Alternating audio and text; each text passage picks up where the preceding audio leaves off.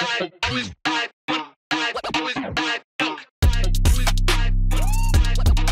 name is Cam. Welcome to Unleash the Six.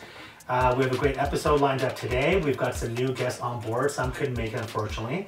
But I'm going to be starting to my right. And please introduce yourself. You know, your name. You can mention your age, your relationship status as well too. What do you do for work? What part of the GTA you live in? And anything else you want to share, like your Instagram handle or things of that sort. So we'll start to my right. Hi, I'm Lola. Hi, and Lola. I'm Lola Glam 788. And I'm a registered nurse who also likes to belly dance and loves fashion.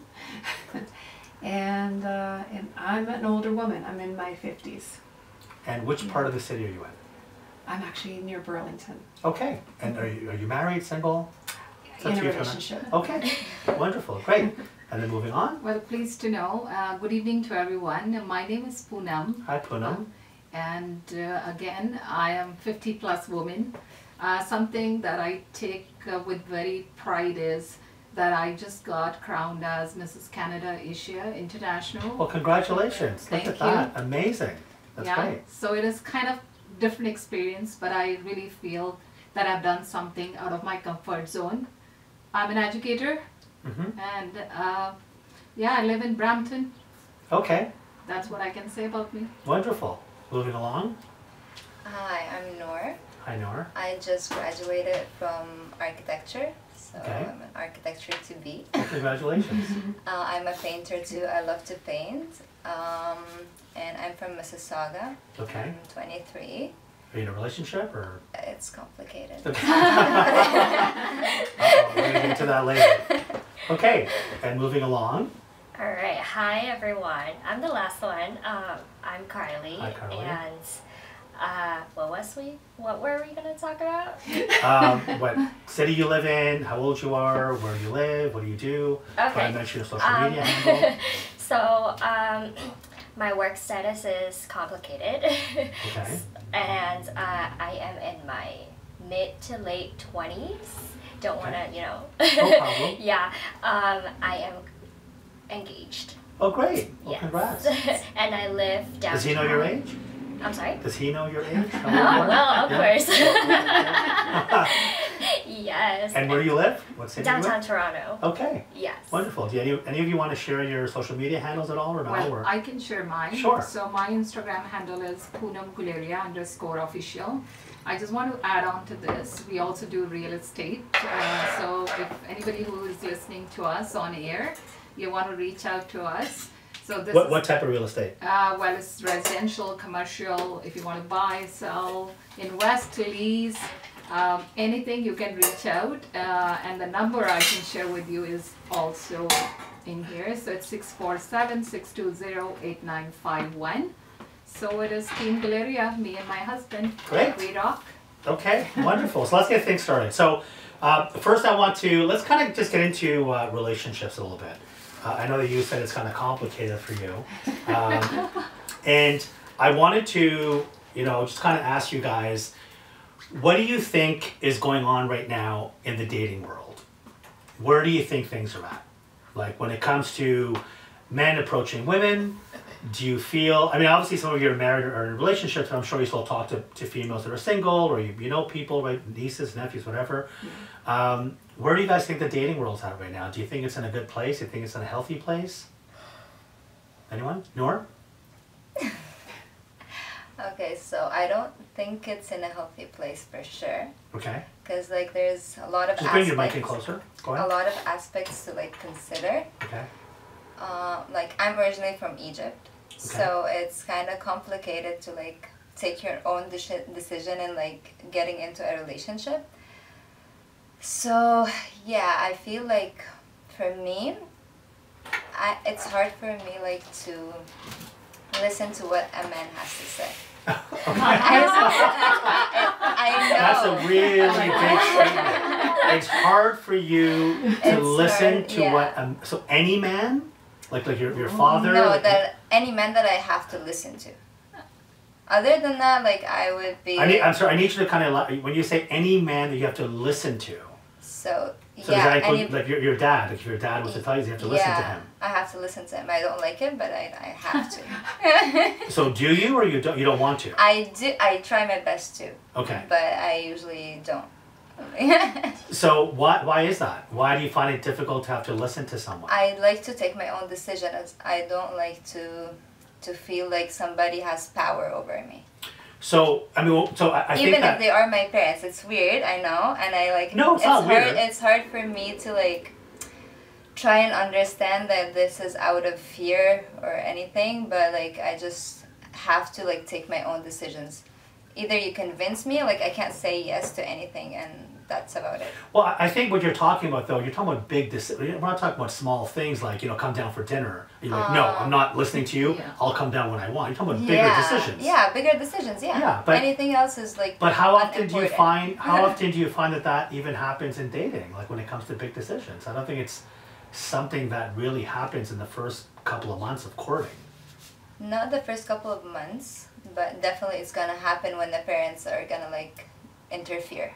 Like for me, everything collapsed once he came to propose. Oh, no. So see, let me kind of put a backstory to this, so I understand where you're coming from, right? Because I'm from the same part of the world you're from. Okay. What you're talking about, of course, is parents being involved Yeah. when it comes to you meeting a guy, and the parents having a feeling that they have a say on who you can be with and who you can't be with. Yeah. So your parents are traditional.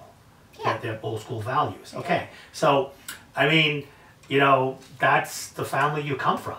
Yeah, I know. Right? That. So, like you ladies here, I mean, you're older, you're married. I'm sure your Yeah. parents were traditional.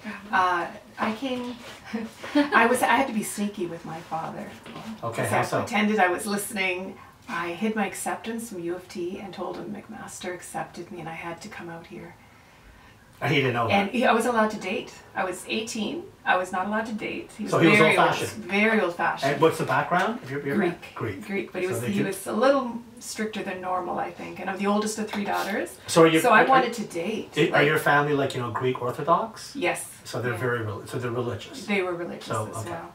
So, Yeah, do you see anything wrong in that? Like now that you're older, was there anything? Some things were extreme, and I wish I could have introduced him to guys I was dating. So when I was dating, it was all secret and hidden, and luckily I was away from them at McMaster. So, Because imagine if they found out. Oh, I would have been. Oh, yeah. So I was very careful. I never actually got into drugs or alcohol because I was scared to not be in control or screw up and have to go back.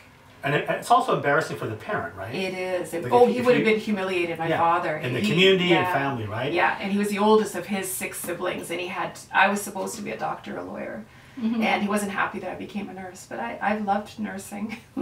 How about yourself, when it comes to like when you were younger, when it Yeah. came to relationships, did your parents have a say in stuff? Well, I'm going to say from a South Asian background, so there are assumptions about it, but I would say I come from a family, my dad was in army, he's no more right now, but I think he raised us, as I was listening to Noor and Lola, in a way where he said trust is everything. So he gave us a lot of freedom, I would say, at that time when there was no freedom being a girl.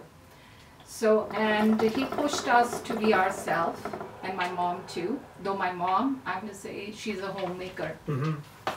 So as she said, it was very secretive and, things, and she wanted to explore. For us, it was more like, like my parents have trusted, and with freedom comes responsibility, and I cannot break.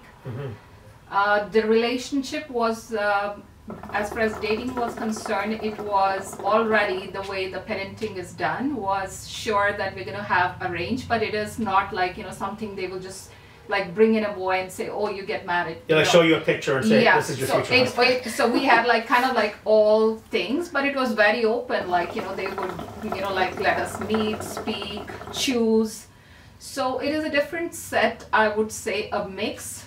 And presently, like, I'm a mom of 3 children, and my youngest is also a teenager, and my older one just completed her degree from Brock University, and my son is in the 3rd year of university. Wow, I think, that's great. yeah, and my daughter got into MD program, into McMaster. Just now we got the news last week. So when I'm raising them or my husband, we also give them that freedom. Like I'm not spying on them, I'm not getting involved. But I do tell them as a caring parent that you need to make a wise choice with who you are dating, because it is about the rationality, right? So do you, now that you look back, do you appreciate the way your parents were, the fact that they were involved when it came to, like, I think that when it comes to, I'm sure all you ladies agree, when it comes to getting married, or if, you know, whether you become common law or you decide on settling down with someone, that's the biggest decision of your life. Nothing is going to have a bigger impact, either positive or negative, on your life than the spouse that you choose. Do you guys agree? Nora, I can tell that you don't agree with that. Do you ladies agree? I do. Totally. Because Today, if you totally. end up, you know, being with the wrong individual, and you've invested 10, 15 years into that relationship, and then everything gets flushed down the toilet, and you have to start all over again, and now you have all this baggage. Yeah. If you have children, or if you were so intertwined financially and every other way, now to break that apart, you're gonna have, there's baggage there. You're gonna have issues. Yes. Yeah, And, what, you know, and there's gonna be a lot of broken fragments, you know, and now you have to kind of pick up those pieces. So having parents being involved, again, obviously if your parents are righteous, I'm not saying they're just kind of being controlling for the sake of being controlling, but if they mean well, isn't that a bonus? That's true. that's Yeah. the bonus. Like, it's not a negative thing. It's not a negative thing, but at the end of the day, it's not my choice. That's my only problem. Like, they let me see, they let me choose, they let me go out, they allow me to date. I was about to get engaged, but at the end, they had the last say. And they said no. And they said no. Okay, Although I so- was against it, Yeah. but they had the last say at the end of the day. But don't you feel that, how old are you, Nora? 23. Don't you feel that your parents have got wisdom way more than you do through life experiences, through also seeing other people's children get married and you know, relatives or people in the community? Yeah. Don't you think that they've got a little bit better insight in regards to what to look for in a guy? Yeah. Where you might just be like, oh, he's got a nice car and he's got nice muscles and a tattoo and he's got super cool, you know, hair and whatever. That's right. That stuff doesn't matter because after 10 years, I know. that means nothing. Yeah, I know. And your parents are able to look beyond that. So, you know, one thing I always tell people, especially when it comes to a guy, if a guy is looking to marry someone, who do you think is the most important person for him to look at to make that decision? Anyone? The mother. The mother of the girl. That's the most important person. Why? Because that girl was raised in that household. The way that that mother behaves is going to be the way that she's going to behave as well too, in regards to the spouse. So if she's controlling and she dominates the man of the house, then that's the norm for this girl. That's all she knows. She doesn't know any better. If the mother is very, very difficult and bitchy and people don't really like her, that's a warning sign. And when it comes to men, same thing. So if you want to be with a man, what's important to look at is a family dynamic, not just as the guy, because that's just only one side of it. Yeah. You got to look at his parents, because his parents are the ones who raised him. And that's the norm for him. So if he grew up in a household where there's arguments every day, all the time, then to him that's normal. All of a sudden, if there's just peace in the house, he feels uncomfortable. It's not normal to him. He wants that toxic environment. So at your age, you're not able to see beyond the guy. Trust me, I don't want to get married soon. You're not getting married It's soon. not even about like I wanna like. Well, no, be but you married. just said right now that this guy that you were engaged to, you wanted to be with him. I was about to get engaged, and But- it was my dad's choice. I But if didn't it wasn't, take it. but I'm saying if it would have worked out, you would have been engaged right now. Yeah, or because married. that's what my dad wants. Like for us to be together, we have to get engaged. He decided that, so I have to go with it. To be with him. So Carly, you're engaged, I am. and how did you meet your guy? We actually met in college. Okay. My first year of college and his second year. Sorry, Kylie, can you just bring the mic a little bit closer to your... Carly, just bring your mic in closer. Sorry. Yeah. So his second year, your first year. Yes. And did your family meet him? It's a very funny story because at first we actually agreed to each other not to bring it up to each other's like family first because we're both Asian. Yeah. So in Asian household, like maybe just for us, like we're just like, okay, like we don't know if we're stable or not. So at first we're just gonna try it out first. And then if we think, okay, like maybe this guy is actually gonna be my boyfriend or girlfriend, we will maybe after a while and then tell our parents that, oh, I got a boyfriend or I got a girlfriend first, but you don't have to tell them who that is. Okay. Yeah, like that's how we work, just because like both our families are very strict through relationships. Like my parents didn't want me to, you know, get in a relationship because I actually studied abroad to New York. So I was studying in New York, and my family, of course, want me to, you know, successful and everything to become something successful. So they were like, you have to study hard and get whatever you deserve instead of dating a guy first. So focus on your studies. They want you to be established first, to be independent. Yeah, right? like Instead of having to you depend on shouldn't the focus guy. on a guy first because, you know, this is what you come here to do. Okay. But you know, like when you like a guy, you go for it, you know? Like, and things move quickly. Exactly. So it was funny that how he also said the same thing because his family is kind of strict because his family doesn't really want him to get in a relationship because he was going to become a dentist. So in his year of study, like he just keep pursuing dentistry, but after a while he realized he does not like dentistry at all. Okay. So he like just dumped all of the dentistry classes and everything out and changed his major to biology. Yeah, so that's like a huge change because in his household, like he's the only single son. So like so they weren't happy about it, I guess, or kind of at first, did but they you blame know, you? at the end it's his own choice. Did they blame you for that at all, or No, I wasn't with him What yet. did you?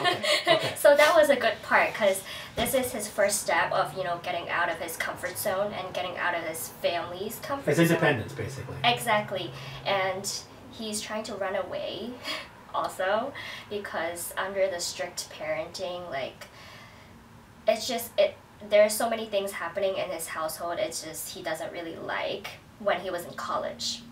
So now with you guys being together, Yes. both the families know, that, like, Yes. and they approve of it. Yes. And what would have happened if your parents didn't approve of it?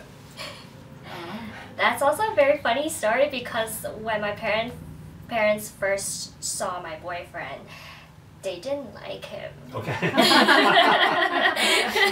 That's usually the case, by the way. It's Yeah. not, especially when it comes to a boyfriend. Most parents are going to be like, you know, he's a loser. I don't like him. But they're not going to be like, oh, I love him. Great choice. They're going to be usually that way because they like to play it safe. Yeah. Right? But I think there's another reason because he's an Asian, American-born Chinese. So like in his household, he doesn't really learn a lot of the Asian culture. etiquette. So like the Chinese culture and Yeah. everything. But my family is back in Hong Kong. So when he first saw my parents, like he doesn't know like, oh, take off your shoes when you Yeah, get the in proper house. etiquette. Yeah. You know, So like they didn't get like a that. gift. Like, cause I told him not to get them because the first time, like he met them, I introduced him as a friend. That's why, like, I mean, if a friend comes to my house, it's just like, But I mean, listen, your parents can like see that he's not just a friend. I mean, that's a given.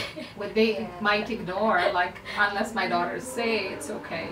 No, but I mean, you bring him to the house the first time as a friend. They know that, like, he's not just a friend. but I brought guys back home that is actually just a friend. That's back home, but I'm saying here now, and maybe if he would have brought a gift, that would have won them over more, right? Because your parents are traditional, Oh, right? maybe. So you should have played it safe and done everything possible to get him in your parents' good books, your good graces from the beginning, right? That's So, true. you know, when it comes to parents, it's really based on how you present things. Like if you present the person to be a very respectful individual And if your parents are traditional, that even though he might not have the traditional values, but you do make sure he presents himself that way, that's bonus points. But to tell him, no, just come in, don't take off your shoes, and you know, if my parents do something, don't acknowledge it, who gives a shit, be yourself, you know, be independent. That's not going to work in your favor. That's going to work against you. But now your parents they like him and they've accepted him? Yes, because after that, like, every time I call my parents back home, like, I would, like, you know, tell them something about him that he does for me. Like, oh, he cooked for me, he bought me a gift, like, what did he do for me, this and that and everything. So slowly, like, they became like, oh, like, he can actually take care of my daughter. Yeah. So, like, slowly, like, they became like, they realized that this guy is not as bad, you know, as the first time we saw him, because we were young. So, like, I also, maybe I don't know a lot of these stuff that I should tell him to do, you know. I just think, okay, this is a friend. So maybe, like, he doesn't need to do all these.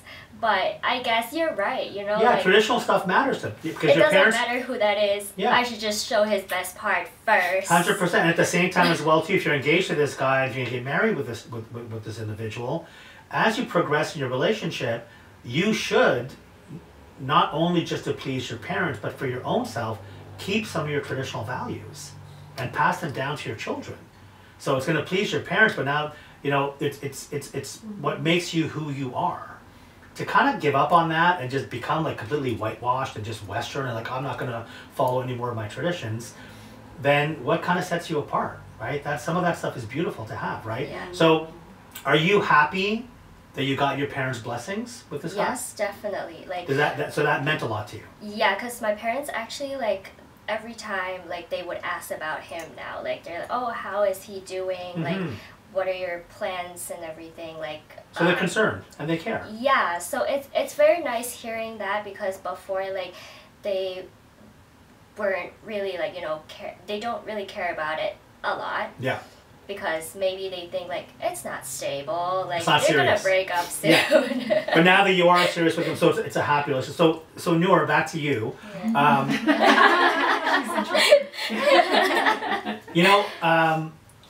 It boils down to a couple of things. Number one, if you are able to be a little bit more open-minded and kind of understand where your parents come from, it's all based on perspective, right? So your perspective is you've got tunnel vision and you're only seeing things this one specific way, which is, why aren't my parents letting me do what I want to do?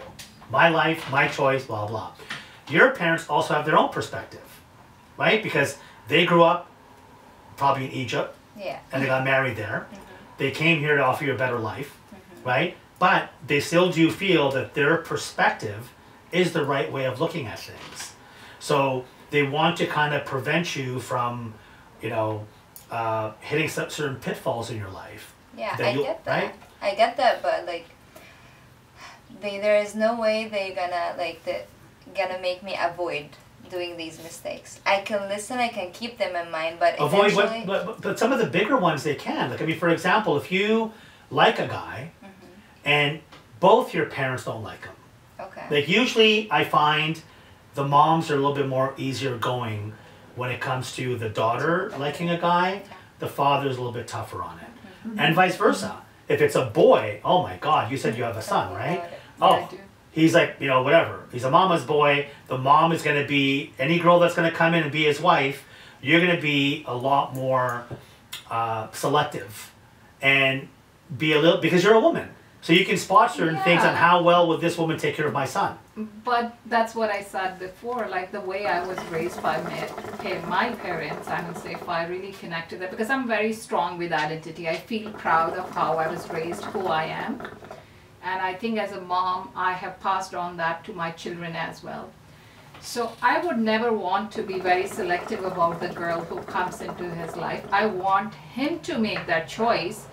But as I said, it depends on how you're raised, like, you know, the socialization piece. And I feel that I have given him those values, you know, kind of that I have passed on. I'm sure he'll understand what my parents like. No, but at the same time, like. boys are, when it comes to courting, they can be very naive. and it can be easily fooled, okay? Especially when it comes to traditional courting. So he might meet a girl, and so what draws a guy to a girl? Face. What? First Yeah, thing. physical, yeah. Beauty. The visual. First thing. Well, beauty lies in the eyes of beholder. But- it matters what are you seeing in a girl. To me, like as I said, like I don't shy away from saying how old I am, because I take a pride in who I am, with the grace. Like I'm a mom of 3 children. I take a pride in that. No, but your view on what beauty is in a young girl, it's going to be different than what your son's view Yeah. is. So if I see a girl, for example, I see Noor right now and I see Carly. They're 2 young, beautiful girls. But is that only the outer beauty that will attract me as a No, mom? but so not you. So, I'm very happy you same. said that. No, so your son is not the same. Oh, of course. So because you- he's a different gender, So the you- outlook you- will be different. Your son you might think these girls are beautiful. Your son will be like, ugh, they're not my type at all. Maybe. Right? Maybe. So I don't know. what I'm saying is, no, 100%. I'm telling you as a guy. Yeah. So if I'm telling you, Chris, do you agree with me here? 100%. So a guy, 100%. when a, 100%, I when agree a, with when that. a guy sees a girl, the first thing he notices is how she looks. That's crucial. So when you say beauty's in the eye of the beholder, everyone's attracted to a different look. Of course. Some guys like chubby girls, some guys like girls who are short, whatever it may be, but the physical part has to be there. But That's it the is first not thing. everything. That's what I'm trying to It say. isn't, but it is the First initial impression. thing to open the door. Of course. So if he doesn't find the woman attractive, he's not even going to make an attempt to get to know her. Well, I would say presentable. Not even presentable, it's attractive. See, This- men like what they see. That's the first thing. From there, he will then make the effort to get to know her. But if he's not attracted to her, I don't care how great she may be. You might think she's an amazing girl and you want your son to meet him and him to meet her, and you feel she's educated, she's smart, she's great, her family's amazing. If he's not attracted to her, he's not going to take the next step. How you So that's feel number about one. A woman is different. Women fall in love with what they hear. Women like a man who is a gentleman. Some like bad boys, but some like most women I think want. most like bad boys. But I'm saying girls when it comes to marrying. So when it comes to marrying, they want a guy who's a gentleman. They want a guy who's going to take care of them. Yeah. They want a guy Yes. who cares about them, right? And how will they know that? It's from him saying that, his words. And a lot of girls fall in love and then they fall flat in their face because that guy was a liar. I don't want to You know? disagree, but I would say it's not the words. I would put it as actions. Actions. Yeah. Like Actions, what yes. you see, like Yeah. what you make. I think, I don't know, like I would say this show is all about that, speaking, you're expressing yourself. Yep. So I see even the girls who are physically very attractive, like in my house, right? I have my husband and I have my son and I have my dad and I have so many cousin brothers and I know everything about how boys feel and what they look and what they don't. But I'm saying that could be temporary, I would say, an entrance, as you said, right? Entrance into getting to know, like beautiful Carly. I get those vibes, as I say, the hormones are working and the chemistry, and you see all those fire, and you say, well, I want to know Carly because she's amazing how she is looking. But if Carly it doesn't has the values or doesn't has the etiquette or doesn't know how to respect or very general things, I'm just saying, like how to behave. Well, I wouldn't hesitate to say on this show, well, that's not going to last long. That's going to be No, like a so breakup. we're both saying the same thing. Yeah. So what I'm telling you is, for a guy, it's based on how the girl looks. Mm-hmm. From there, he will decide on whether or not he wants to get to know her. Absolutely. If he doesn't find her attractive, I don't care. She could be a princess. Oh, no. Forget it, unless he's like greedy. But most guys are gonna be like, if I don't find the girl attractive, I'm not gonna make an effort to get to know her. Number 100%. one. So when it comes to guys meeting girls, if a guy he could be, very intelligent, academically gone to school. It could be a doctor. It could be whatever. If he is not taught on how to communicate with a woman, Absolutely. how to be able to figure out what kind of qualities that woman has, Yes. what morals and values that person should have, he'll get very easily caught in the web because of her beauty. Yeah. And she will win him over. And then as a mom, you're almost shut out of luck to even say much because, again, if your child respects your opinion, then he will listen to it. So my point, the reason I'm saying this is you might meet a guy and you might like him because he's handsome and he's cool and he's popular and he's, you know, he's a loner and he's like mysterious and whatever the hell it is, and has a really thin beard and whatever. And he has a nice car and he works out and goes to the gym and blah, blah. But that's all you're seeing. Yeah. Your parents have kind of like this spidey sense that they can see beyond that, just on his behavior and his character, right? And his morals and values and how traditional he is. So if your parents are telling you that, hey, this guy I think is really good for you, and you don't like him, right? One of the reasons you don't like him, which I already know, is his looks, right? That's one of the main ones. If that guy that your parents brought in, you thought he was hot, you'd be like, all right, let's go. You'd give it a shot. That's the number one thing. I wouldn't even see him because they the one who brought him. No, but if he, I don't agree. If your parents showed you some guy's Instagram account or said, this guy here, we know the family, you know, we have this guy, Ahmed is his name, he's, you know, he's super successful, he's a businessman, he drives a Ferrari, he's loaded, he's young, he's rich, he has traditional values, and then you look at his Instagram, oh my God, and he's like built and he's cool, got a couple of tattoos, and you're not going to say no because mom and dad, you chose him, I'm not going to meet Ahmed. I think she really is saying that. If anything, that mom and dad. No, really I don't agree. said No, because I would want to meet him. So you would want to meet him? No, I would want to meet him, but like not as something planned. No, not as something planned. It's not concrete, right? It's not like they're saying, okay, you are marrying this guy. Yeah. But if, for example, I don't know, it was an Eid some celebration that took place in your home, Okay. all right? And you had 5, 6 families that came over. And his family was there as well too. Well, there you go. It's not like formal where it's just you and him and you're going to serve him tea and whatever. We're talking about there's going to be other people present, and then you happen to see him and you guys talk a bit. You have like, no, my parents are the ones who told me about you, don't even talk to me. If you find him attractive, you're going to talk to him. Yeah. So that's my whole point. Yeah. So what you need to do is, in your house, whoever is your ally, a closer, whether it's your mom or your dad, you need to let them know some of these things that matter to you. So if it's your mom, they just say, listen, mom, I understand what you guys are doing, but the guys that dad is talking about, like, no way. It ain't going to happen. You can say, here's some type of looks that I like.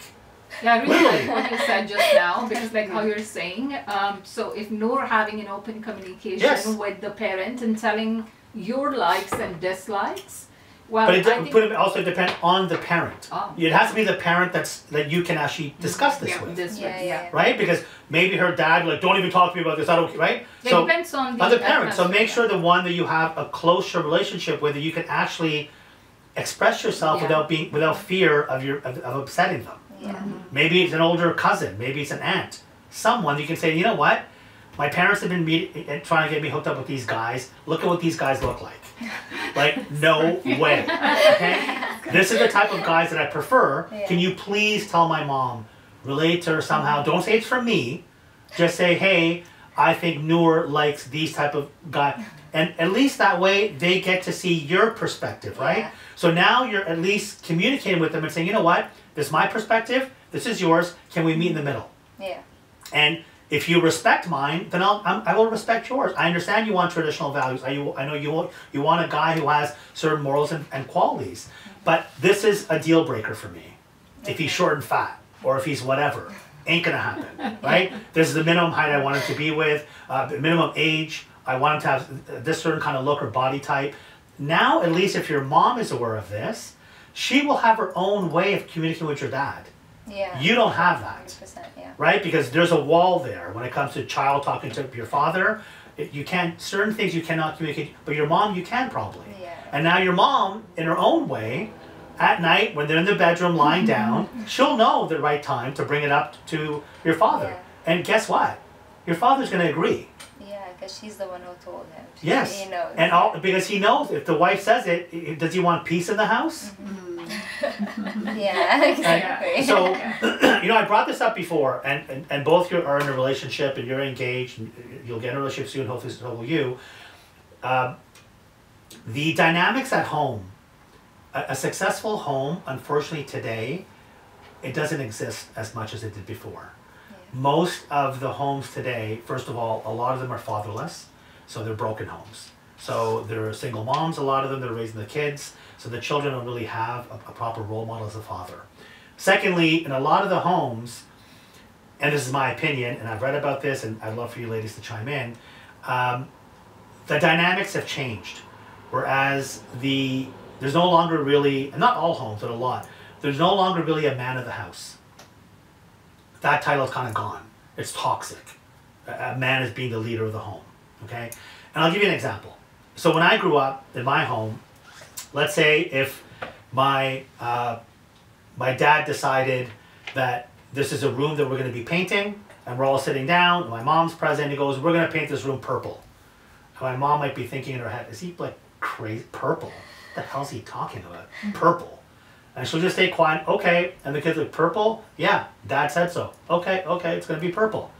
Well, guess what? When my dad goes into the bedroom at night, he's like, are you crazy? Purple? It's not going to be purple. What are you talking about? It's like, okay, what color do you want? It's going to be eggshell, okay, it'll be, the guy doesn't care. He wants, okay, it'll be eggshell. The next day, guess what the mom's going to say to the children at the dinner table? Dad decided the room is going to be eggshell. Now, what does that do? That keeps the respect in the home. The father is still regarded as the leader of the family. He's still that father figure, meaning everyone in the house has to listen to and obey him. He's the father. Even though the mother controls all the strings, but a smart woman will do it that way. If that woman, when he says it's going to be purple, right in front of the children said, are you crazy? Purple? No, it's not going to. And the kids are seeing their father getting chastised by the mother, they're going to lose respect for the father. Guess what the domino effect of that is? Once a child loses respect for the father, he has no fear left of the father. The next person in line now is the mother. He's going to lose respect for the mother, have no fear of the mother either. It's just human nature. But a smart woman who will do it the way that I just said, she keeps the peace. And whenever she wants to put her foot down, she has that father as the figure, as the iron fist that she can mention, and the kids will back off right away. But if a woman challenges her man in front of the children, obviously, please, I'm not talking about an abusive man who, whatever. That's a different, I'm talking about the discussion I just said, that example. If you have that kind of an environment at home, then you have a really good environment at home. Because now, you're going to be, if you're a woman and you're raised in that home, when you move on now and have your own house, you're going to bring those values in with you and those methods of communication. And you're going to apply the same thing. But if you're going to get married and you're going to have kids and you're going to challenge your husband every single time in front of the children and demean him and put him down, that's going to create a lot of conflict in the house, and there's going to be chaos there. Do you ladies agree? Yeah. We're not all lucky enough, though, to be raised where we've seen good examples. So it's too bad it's not taught some other way for other people. Based on what I just said, do you agree with that being the right way of communication with a mother and a father, a husband, wife? Poonam, do you agree? I can see you were kind of like... I'm kind of like very mixed with my thoughts right now. I'm thinking of how I've been raised, and I'm also reflecting on how I'm raising my children. So there are two perspectives to it that I would like to bring in. The first, as I said, my dad was in army and my mom was a homemaker, and we were four. Definitely, yes, there was a line of, authority, you can say, like, which I don't like to use now as a parent to my children, the word authority. Why not though? Because I think it shouldn't be something like a child shouldn't be having a fear, because that creates a distance, just as we said with Noor, a wall is created. And I feel the wall, that line has to be very open, like, in like how I'm raising my children right now here, we do not have a wall. That doesn't mean I do not respect my husband. I love my husband. He's my strongest support. He's the one who said, I'll drive you off, you're tired. So what I mean, my children see him as a man without that authority, but really kind, caring, loving, being there. But what happens when you have to put your foot down? Well, I don't think so. I wouldn't say, like, touch wood again, that I come from an ideal family and I'm creating an ideal family, which is not true. We do have discussions. We have those, you know, ups and downs. No, but I'm saying, what happens if there's a, so for example, you had said that you don't believe in the thing about authority, Yes, right? I And don't. fear. Okay, No. so in your house, let's say for example, if your son or your daughter is like, oh, I'm gonna go out tonight, I'll be, you know, let's say they're 17, 18, and they're like, Well, I'm going it's to Friday touch night. wood again. See, I'm doing that right now. So let's just say it's Friday night, and your son is like, I'm going out and I'll be home at 3 in the morning. Well, they have never seen their Let's just say if parent they doing did. No, it. no, but what do you mean that they haven't seen their They parents haven't doing it? seen me doing it. But that doesn't, if parents So are, something I believe, I think coming from the field of, as I say, there are multiple factors to it. I come from an army family, as I said to you. My husband is a marine engineer, was a marine engineer. And I have seen that line of position, authority, as you say, the patriarchal society. no, that's not what we're talking about here. And here, as you said, as when we immigrated to this country, the story behind, there never even a single day that I have left my children young going out for a party. They have That's never fine. seen. No, but you're not getting my point here. You cannot, children cannot be raised based on, well, if the parents did it, then the kids can do it. If the parents didn't do it, the No, kids they can. observe things that you don't But say. I know, but if you go out as a parent, you're allowed to. That doesn't mean that the child should be allowed to But be up that's till 1 in my the morning. self-regulation piece. I don't go beyond certain time. Which in is my- fine, but that, it really shouldn't be the decision on how what the rules should apply with your children. Like if you, as a There's- parent, drink wine, that doesn't mean your 15-year-old should be allowed to drink wine. No, absolutely So no. if you go out, So I'm not telling them that you come back at 2 o'clock. What I'm trying to say is they automatically come because they No. have seen that norm in so the that's great, that's you. So that is not the norm, right? That is not, when it comes to family, that's the norm. When it comes to authority, I think that what people do is they kind of always make it sound like it's like a dictatorship or No, absolutely. authority. So there's two forms of authority, okay, when it comes to human beings. Number one, people are going to listen to you out of respect. That's number one. What's the second thing? Fear. What? Fear. That's it. Once the respect is gone, so if in a home, the husband and the wife clash, and the children lose respect for the parents, once that's gone, what is the only thing that's left that's going to How prevent them about from as doing an certain things? adult, then we try to behave better? No, well, I mean, that's- Keeps the radical I mean- respect in Well, there I mean, for our younger generation. no, but then I mean, we're talking about a perfect world, and that doesn't exist, right? We're talking about a real world. So, in the world we live in today, there are relationship problems. Husband and wife there have are. problems. No Yes. one's perfect. You argue, you fight, you disagree. You're never going to be in a situation where it's just always perfect, and that's the No. image you paint to your children. If it is, that's a lie. No. That's a false image. No. When they get married, they'll be like, holy shit, I thought everything was supposed to be so easy. No. There's supposed to be no arguments ever. Me and my wife should be always agreeing. That's not true. So in reality, when it comes to the household, have you ladies ever played chess? Yeah, I do. Do you know how? Okay, so in the game of chess, you know what that is, right? Yeah. The queen can move anywhere. Yes. She can go diagonal, she can go vertical, she can take one step, she can do anything, and nobody else, no other figure, king, bishops, knights, rooks, pawn, no one else has that power. She can move everywhere. The king can only take one step. The queen can move 10 or 15. But once the king falls, the kingdom falls. And what keeps the kingdom together is the figure of the king, because he is a figure. And the queen has all the freedom. She really controls everything. So a smart woman, and she's the queen of that house, if she knows how to play her cards right, she will control the entire home. And everybody will do whatever it is that she wants them to do. A foolish woman will butt heads constantly with her husband or the father of her children, in front of the children all the time, over and over again, second guessing what he's saying, anything he may say, going against it. So if the son goes, Dad, can I borrow the car? Yeah, I'll be home at 11. Dad's like, no, you're coming home at 9. And the mom's like, oh, don't worry, you can be home at 11. Small little gesture, right? You just undermined your husband. And now what's going to happen is the son loses respect for the father. Who gives a shit what dad said? 9 o'clock, I'm going to come out at 11. Who gives a fuck? Next time he's going to ask the mom. He wouldn't even bother with the dad. No, I totally agree with you about having a united front. Yeah. But also I want to add, you could raise the 3 kids in a family, and depending on their personality, to how they're going to react to different things. And Which is always, so again, that is something you don't control. you can't control. But what I'm saying, personality. what you do control is if you have, the family dynamic that I'm talking about, what that does is that raises the child in such a way where they do understand that, okay, everyone has a position. They know that. And then they know, you know what? I can go to my mom, and my mom can make my dad do anything that I want. Yeah, that's how it goes, basically. And again, there's nothing wrong with that, right? Like, even me, when I grew up, my mom would tell me, so I was very young, wait till your father comes home.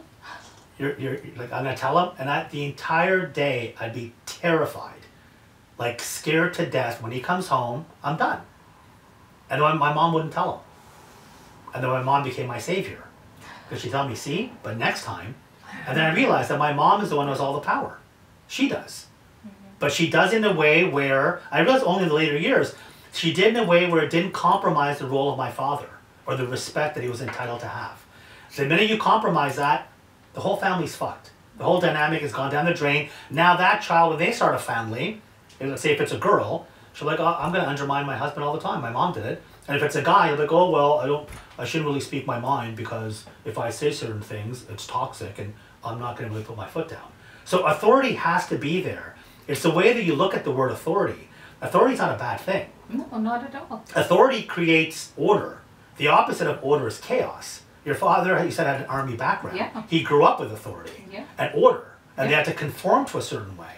When someone joins the army or any form of military, what's the first thing they do to that person? They completely break him down to zero. That you're a piece of shit, you're useless, the way you live your life is garbage, everything about you sucks. They won't use those words, but now we're going to rebuild you. To the point where how to polish your shoes, how to make your bed, how to comb your hair, everything is taught to you to perfection. And that's what you follow, because that creates order. I know it gets rigid over time. Yes, with some families it's difficult to deal with, but I'm not saying to have that in a family. I'm saying you need to have some form of order in the household. And for you, if you talk to your parents, if you were to talk to your dad, he's not going to listen to you. I'm going to say maybe in the 21st century we can say like a radical respect for each other, like husband respecting wife, Of course. wife respecting husband, and same goes for the younger generation. Never once did I say that the husband is not to respect the wife. I mean, mutually, yes. 100%, based on what I just said. Right, like team, as you well, said. in order for this dynamic to even take place, the husband has to respect the wife, otherwise he's not going to listen to her. Yeah. The example I gave about painting the room a certain color, if the man didn't respect the wife, I don't give a crap, it's going to be purple. And don't you ever challenge me again.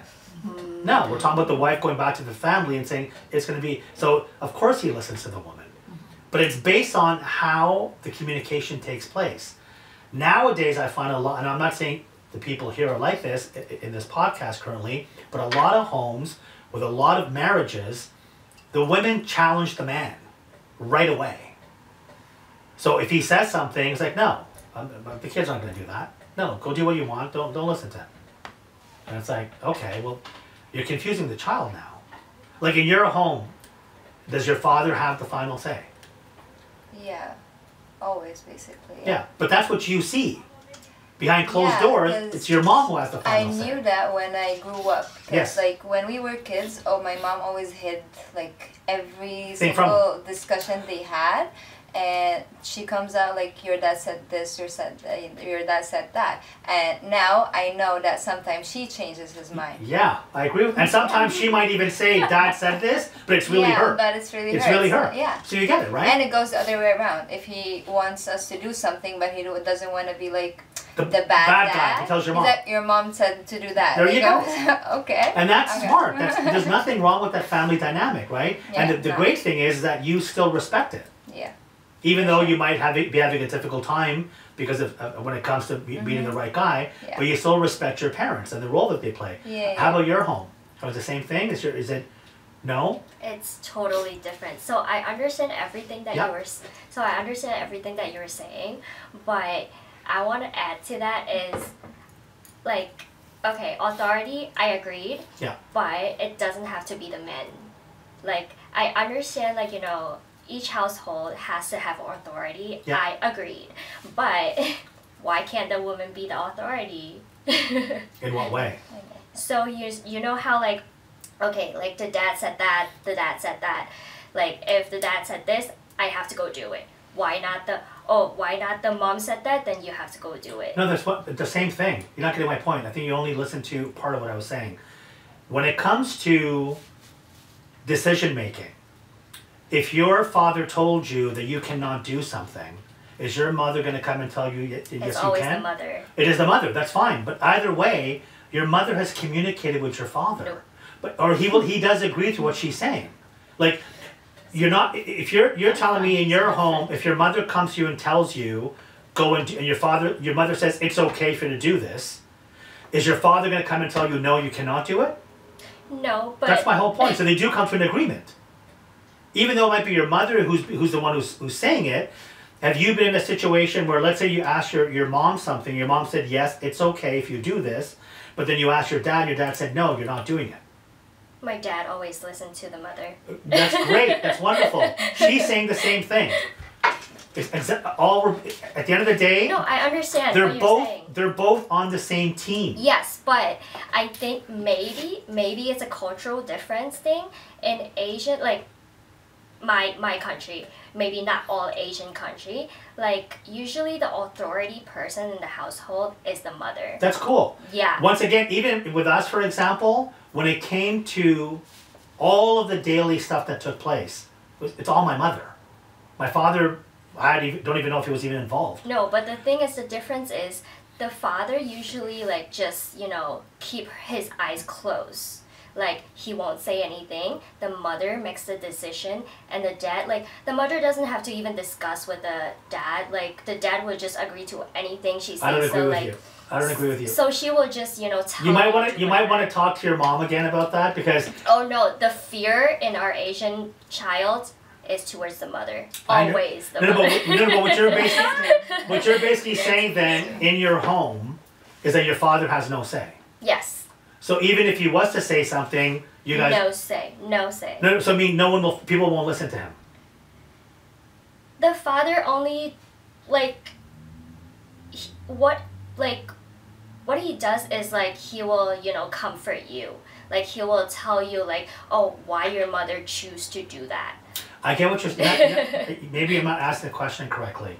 Based on what you're saying, is that the mother doesn't even communicate at all with the father and has no regard in regards to what his views are at all. No. It doesn't matter whether he agrees or not. No.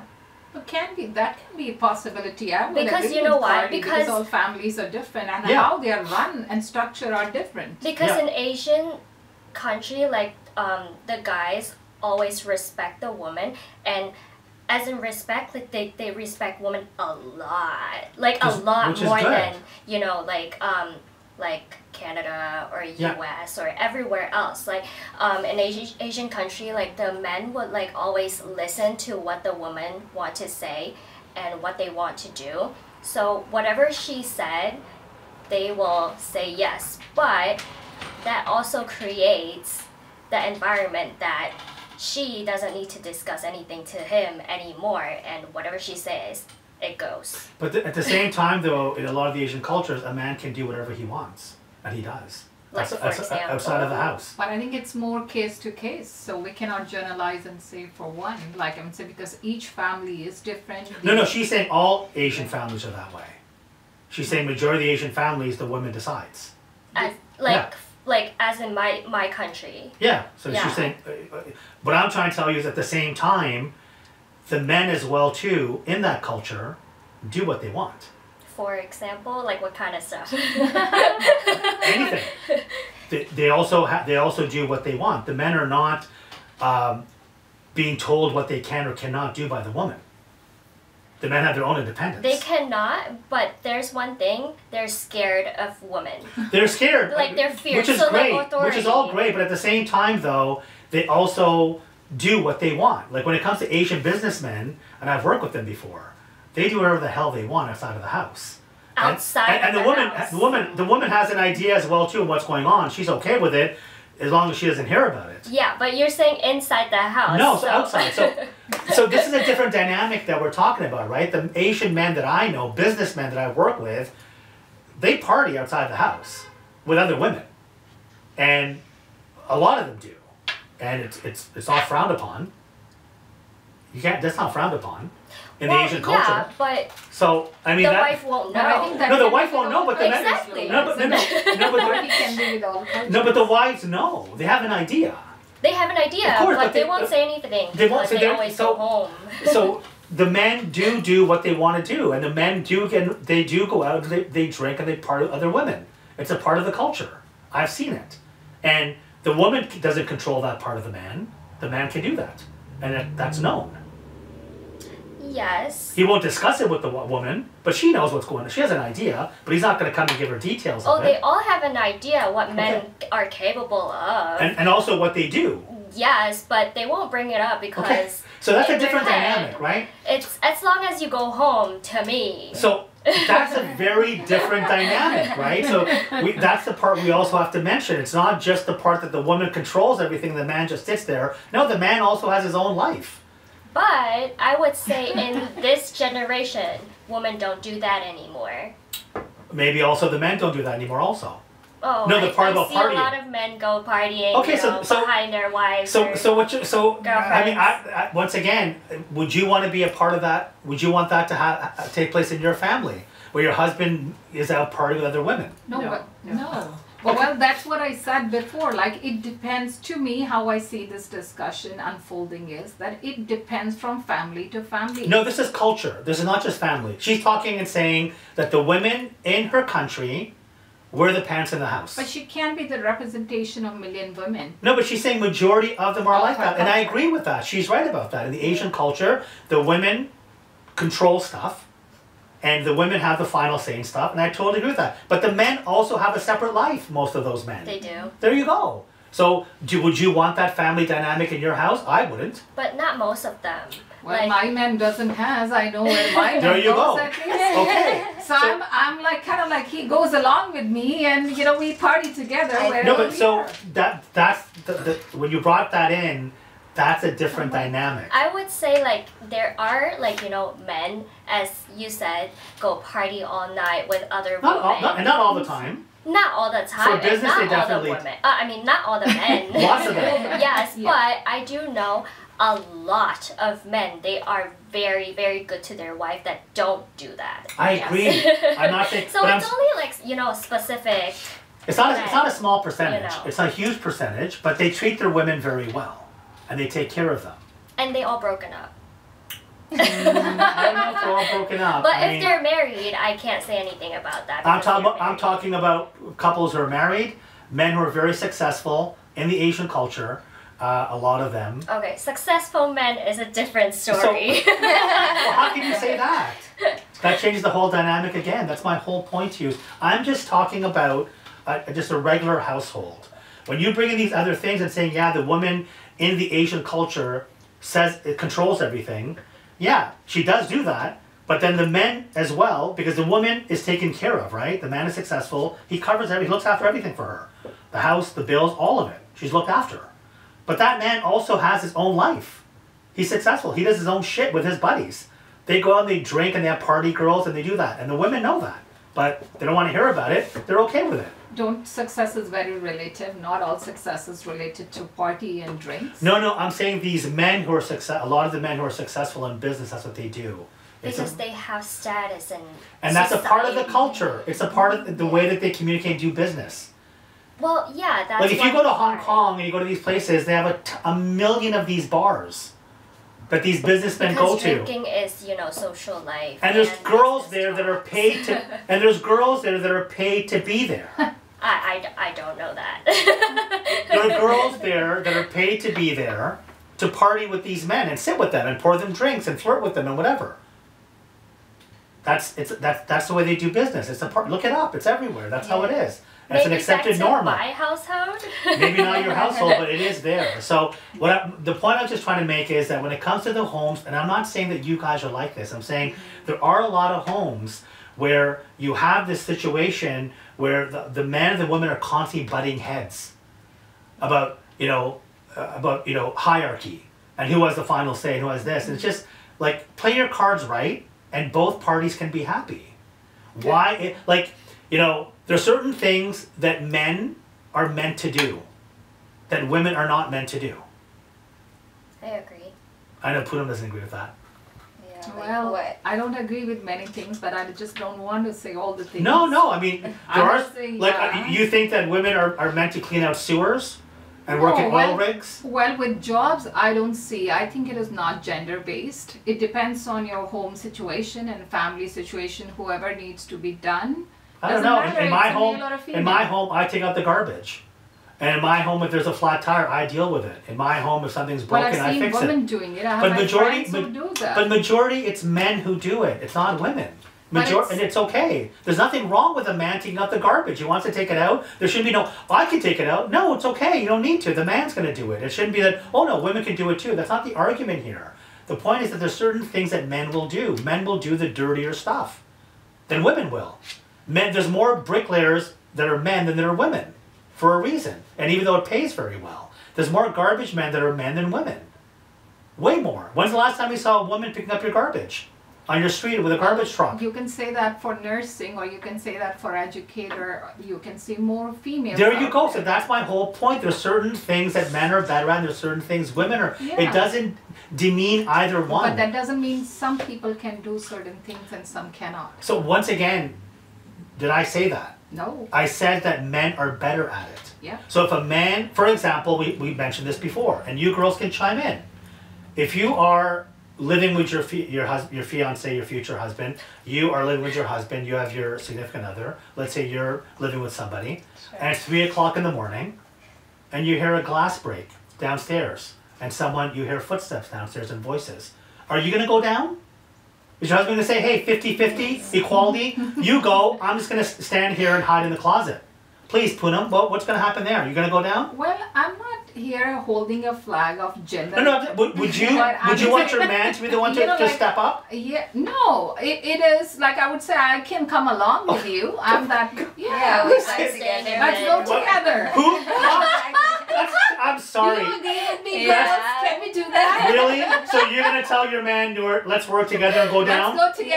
Yeah, Or would you If be? I love him, I don't want him to be If he says, just stay here, I've got it. then I will say, okay. Okay, Then I'll listen. No, but you're not Yeah. gonna be like, no, 50-50. No, I wouldn't fight him. I would agree, Good. but I would Yeah. follow him downstairs. Most women wouldn't. I'm sorry. I wouldn't. No, I don't agree with you. And if he You would not if he follow him didn't downstairs. hear this, I would. If he didn't actually hear noise downstairs, I would No, go check it out on my I'm own. saying, no, you guys are adding other elements to it. You both hear a window being broken, and now you hear footsteps and people talking at 3 in the morning. So Yeah. both of you heard it, okay? And your guy gets up and says, just go in the closet, I'm gonna go down and figure it out. Are you like, no, I'm coming with you? You're gonna probably cause problems. No, yeah, that's why. I would You'll keep make it quiet. worse. No, I would keep quiet, but I would definitely follow him downstairs. No, but if I he know says, my- if he tells you no. I wouldn't listen. No, but you're gonna cause more problems than actually. Whatever, How are you but- gonna help in the situation now that people see there's a woman in the house? Like, let him handle it. No, she No. really called 911. So do that upstairs. Do that upstairs in the And closet. be a strong I like No. support curious. woman. I Oh, just yeah, want to just stand know there what's and- happening. What would you do? Personally, Yeah. I would be very happy if he just went downstairs. So you're being honest. What would you do? I would stay in bed. No, Yeah, I would be like screaming. But Thank you. You go. You go. That's the reality. That's the reality. And it's not because the man isn't afraid. He has to face his fear. Tough shit. You're a man. Deal with it. You can't be like, no, can you come with me and hold my hand He down the won't say, stairs? but No, I it's not would. like He won't that. say. That's to me wonderful that if you way. say, but if he tells But you I would stay. say, okay, I can come along. No, but And he's like, no, stay. then I will listen. There you I go. would definitely Thank still you. go downstairs and find out. You would actually cause more problems. Because now the burglars know that there's a woman involved. There's a woman in the house. No, I wouldn't have let an them see experience. me But what are you- unless what are you I gonna wouldn't do? let Are- them see me unless I have to. Are you if gonna something physically? happened. Are you gonna physically get into a fight with the people who broke in and disarm them? You would be surprised. No, I wouldn't. did that before. Listen, realistically, okay, men fighting against women, it's a no contest thing. It's been proven over and over and over again. MMA and boxing, there's no woman. Okay, when it comes to men, if a man is broke into the house, he's a criminal. He's there for a reason, Yeah. and he might have a gun or a knife. Yeah, You that's are why- not going to be able to get the knife or gun out of his hands. So Your do you man has send a your better husband chance. to get killed there as No, wives no, would? it's your husband's job to defend you and protect you. Who said that? But it Against is. the society. No, it's not because of society. That's what men have been Yeah, doing for thousands of years. How many women go to war? Men many, do. Many, I would say. Many? 21st Yeah. century On the front line? What are you talking about? Look at the statistics. I've researched this. Many. You're talking about not even that percent on the front line who are getting shot and killed. None. Next to zero women are doing that. Men do that. Men dig the trenches. Men are the ones who are being blown up to pieces. That's not women. Well, I don't have a statistic right now. I know, to I do prove have it. But I still don't. Women are not the ones who are fighting on the front line. That's ridiculous to even think that. Like that just doesn't We will happen. call the 911. Yes, him, let the you man know, handle it. Like that's Stab them. it's the same. You know, I'll give you an example, okay? So you live at home. You know you've got your partner. You're independent. You work. You have a career. You have all of that, okay? And your husband is equally. You guys are equal together, okay? Now all of a sudden, just as a surprise, your in-laws come into the house. Who's going in the kitchen to make up a tray of snacks? Your husband? Come on. Who? You can tell your husband, hey, go inside, go make some food. Well, I never say him anyways. No, but I'm saying if you That's had, not in I'm giving you an front. example. If at your house, you both live 50-50, you're equal, loving partners, you both Yeah. have same amount of respects, whatever, you're equal. Yeah. All of a sudden now, the doorbell rings, and it happens to be your cousin or someone who just happened to drop by with their family. Who's going in the kitchen to either get some apple juice or tea and cookies or something? Is your husband going in the kitchen? Be realistic. It depends. Be though. realistic. Yeah. Be No, realistic. actually, If your if he in-laws wants to just or not. arrived. No, Why does actually, it have to like, be me? be realistic. Yeah. I know that. No. So, I think it depends. Like, if in his own household he does that stuff.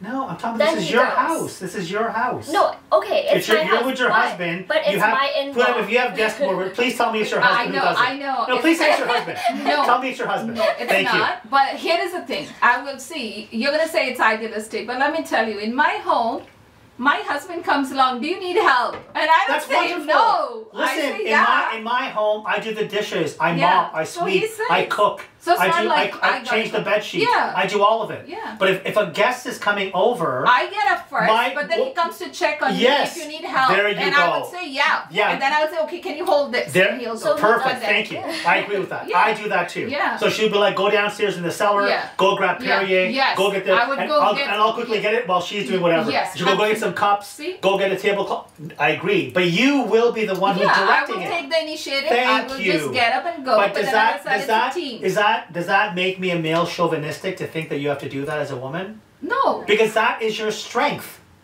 You're better at when it comes to gathering and being hospitable. Women are better at that than men. Men are hunters. Women are gatherers. So when it comes to a house, the house becomes a home because of a woman. Otherwise, it's just a bunch of walls. If a man is left alone, like Dave Chappelle said this, if women didn't exist, or if women did not care about having a nice home and all that, men would be living in cardboard boxes and bringing their wife into there. That's how men I are. agree with that. But a house I is just a can house. agree with A that. woman gives it that warm touch of a Yes. home. Agree. So a woman is a gatherer. She's the social one. A man's a hunter. So if someone comes over to your house, if you left your man in charge and you did not, it's going to be a disaster. Like they'd be like, "What the fuck are you serving me?" You know, a man is the one, a woman is the one who's going to be able to give a nice final touch to it. Yeah, because She he doesn't knows. mind what plate, what crockery to use. He'll just grab put anything. it together. He'll put it like on a plastic plate. He doesn't Yeah. care. Meanwhile, you've got amazing, you know, Yeah. dishes and cutlery and all that, but he'll just use the cheapest shit, Yeah. because whatever. So a woman knows how to add that. So if you care about your family and your man, you are going to be involved, and you're going to take leadership. Of Yeah. course. That's it. So when it comes to, for example, let's say if you're going to be getting your driveway torn out. It's paved, and now you guys are going to be the ones who are going to... Who's going to be the one who's tearing it out? Most likely it's your man. Yes, definitely. It's not. Your man's not going to sit back and go, okay, honey, I'm here for you. Need my help. I'll get you some lemonade, some water, and whatever. Okay, I'll bring you some snacks. And you're like, what? Yeah. No, he's going to be doing that. Isn't he? Yes. Right? A good relationship, you're both bringing your skills Your and strengths. your strengths. There Yes, shouldn't be this yes, thing about, together. oh, well, no, but listen, I get it, man, but get over that. No one is saying it. Men don't give a shit about that stuff. But isn't it this true that, you know, in a collaborative sort of stuff, like, you know, I think marriage is a relationship where we bring our own strengths and own weaknesses. And it is a mutual responsibility of each other to make sure that you are in those circumstances. So if like, let's say just now you give an example of bringing the food, right, or serving. If that is my strength, I would get up first myself. Yeah. But if it is, you know, getting up, you said the driveway, then it would be my husband first. Yes. And I think that's what makes us ideal. Yeah. And it is real in personal life, and it is also That's in the yin, professional that's the life yin too. and the yang. Yeah. Right? But in order for that to happen, there's certain things that have to be acknowledged. Like, it is what it is. For example, I'll give you another example. Let's say in your house, through your attic, you know, in a closet, you'll see like a little square opening. Yeah. Through there, a raccoon with rabies broke in. Are you going to be telling your husband, don't worry, honey, I got this. No. Just go back to sleep. I'll take care of it. No. You're gonna want your man to say, I got it. Call whatever, whoever, 311 or whoever, but you're gonna want your man to be the one to say, I got it, right? Or are you gonna be like, no, I'm gonna come with you. The raccoon's got rabies. Yeah, you're gonna want your man to look out for that. Yes. Yeah. Yes. And as a man, I don't care how scared he is, he has to step up to the plate. He's gotta deal with it, man. There is a funny story for this that I can share at our household. It happens every now and then. So we have a backyard. It's kind of like a lot of trees and plants. So, you know, usually we have bugs, you know, they come in, and as soon as, you know, even like the children, they don't call me to, mommy, there's a bug, and the call is for the dad. Can you take this off? Like, this That's is, true. I see this, or I see that. In my house, a bat somehow got into the house and was flying in the room. Who do you think got the bat out? I did. Nobody else did. And I wasn't happy about it because this bat was it was crazy. It kept on flying and hitting me, and I had to get it out. No one else was going to, and I did it. Good for you. I was like, no way, I'm sorry, you women go, no, like that's the way it is. Same thing, like, you know, if you're planning a trip, a road trip, right? And you know, let's say you have children, you know your kids are gonna be hungry. You're gonna pack some sandwiches or something. Your man is not gonna think of that. Yeah. Most likely it's gonna be you, because you're the mother. That doesn't make you, oh, you're the maid of the house or the servant. No, because you have more compassion that way. It's a part of your DNA. That's your maternal instinct. You'll know my husband's going to get thirsty later, his water bottle's empty, I'm going to make sure that that's filled in, right? I know that my kids like these kinds of snacks, I'm going to put them in the bag. The man can do it too, but the mother most likely is the one who has that sixth sense. And that's what makes a woman beautiful. So what I don't like is when women try to always focus on equality. Why are you trying to be like a man? Men are ugly. Okay? There's nothing beautiful about a man. A woman is beautiful. The way that she's made. Her body is beautiful. She's the one who procreates. Okay? So why are you trying to always equal to a man? No, you have your own beauty. There's stuff that's so unique about you. These things I just said, these maternal qualities you have, the compassion you have. Men lack that. So you don't see men trying to say, well, I'm equal to a woman, because they can't be. You're really making us reflect. Like, I'm reflecting on my own parents. My dad was definitely the head, and there was a lot of fear. He was very controlling, and my mother was extremely submissive. So I do have a good balance right now. It took some work because I saw such a dichotomy with my parents. It was very extreme, and I didn't want to be like my mother. But I'm kind of like, I am a little bit like my mother, but I don't think I'm at that extreme. You know, when it comes to having a happy relationship, like you said, you're looking for a guy, right? What qualities do you think a guy is looking for in a girl? And I'm not, again, let me rephrase that first of all.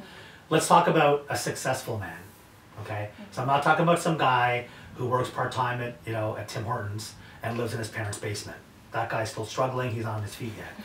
I'm talking about a man who's successful, who's made it in life, he knows where he's headed, right? And he's looking for a strong woman to be by his side. What qualities do you think he's looking for in a woman? Well, Good I have question. no idea. So how are you looking for a man then? I'm not. Sure you are. No, I'm not. He comes whenever he comes. Like, No, I know, no but rush. so listen. Okay, Carly, you tell me what type of quality do you think a successful man who's self-made, okay, who's doing great in his life, and he can pick and choose women. He has a choice. He's not like he has no woman. He can choose whatever woman he wants. What are certain qualities that you think that matter to this man? Do you think he cares about how much money you make? In a certain extent. No, he doesn't. Because If he's successful, he can give a crap if you're a doctor No, but- or you work at Lululemon. It means But nothing I to him. do think they won't want like a woman that works, like that doesn't work. No, that's not true. They'll be happy. They don't care. They don't want your money. The man doesn't want your money. That's But not. they- I think he would be appreciative of a woman who's independent. Oh, that's great, but it Yeah. doesn't. It's not a deal breaker for him. So I'm talking about a high value okay. man. So a high value man, someone who has morals, someone who has values, high value man. Okay, who's successful. Okay, take care of his appearance, the whole deal. He is a package. Okay, Ideal. he doesn't care about how much money you make. Whether you're making 15,000 a year or 75,000, it's not going to be a deal breaker for him. So aside for that's one thing. What do you think what do you think matters to him when it comes to the qualities of a woman? What is he looking for? I think, in my opinion, Yeah. for those type of men, Yeah. probably like she probably can help him in some In ways, what way? like mentally, like help them. You're like, almost when saying they're it, but you're not saying it. exhausted. No, but say it. How do you help a man when he's exhausted? What do you do? I don't Get him comfort food. him. Okay, so how do you comfort him? Food? Like baby him. No, men don't want to be babied. And he's not. What man wants to be babied? Like, oh, He- there, taking care- there, you know. There. You work I hard. don't think you understand. I don't think you understand what a high value man is. I've never met a No, high so you're talking about some poor guy who works, whatever, labor work all day, just comes home and he's tired and worn out. No. A high value man, he wants a traditional woman. Okay, so Yeah, you food on the So table. not just once only you food, get home. not only just food. A clean house. He doesn't want a woman who's going to have an Instagram account with 1,000 pictures of her in a thong for every guy to see. Of course not. That's not honorable for him. And he won't have that either. Because he knows if his mother sees that, she's not going to say, this is the woman you want to be with? Another thing, they would be looking for a role model for Their his children. kids. That's very. I'm happy you said that because that's one of the most important. Mother his children. He's not right? interested. Yeah, exactly. So a traditional woman. What does it mean by being traditional? Taking care of your man. He's taking care of you, right? He's a high value man. You got nothing to worry about. You're driving a Benz. You're living in a big house. You got nothing to worry about. So I've spoken to women like, oh well, no, I would never cook. I was going to order out. Well, you're not going to get that man. He's not going to stay with you. You're living in la la land. Unless you're like a Playboy bunny, then some celebrity will marry you because he's an idiot. But a high value man is not going to just go ahead and marry someone. That woman just does nothing and sits pretty and has an Instagram account taking half naked pictures all day. That's not going to happen. High value man also means he has morals and values, not just money. A lot of people think high value means just money. No, he has ethics. He wants a woman who's going to raise his children in a respectful way, the way his mother raised the children. He's not going to want some hoe, who's had like many trains go through her. She has unlimited partners. Why would he want that? He wants a woman that, yeah, when I come home, that I am going to have a home cooked meal. Yeah, my laundry is going to be done. And my woman's going to do it, not because she has to, she does it because she loves me. Not because, oh, I'm an authoritative figure. No, out of love and compassion for me. Because she knows I work hard for her. And I provide a good life for her. And I provide a good life for our children. Then the woman will reciprocate that.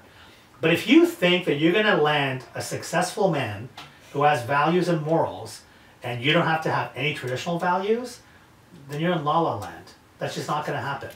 Never. You will get the guy who makes $35,000 a year who works at Home Depot full time, and he is going to want you to work and contribute 50%. And he doesn't care if you don't always cook for him. He's okay with that, but you're contributing 50% of the money and you're working throughout your life. Well, then I can say I have a high value man. That's nice. Yeah. And you take care of In it. his sense, Yes, I I think do. I There you go. I do. You do, but you... I think he's my best friend.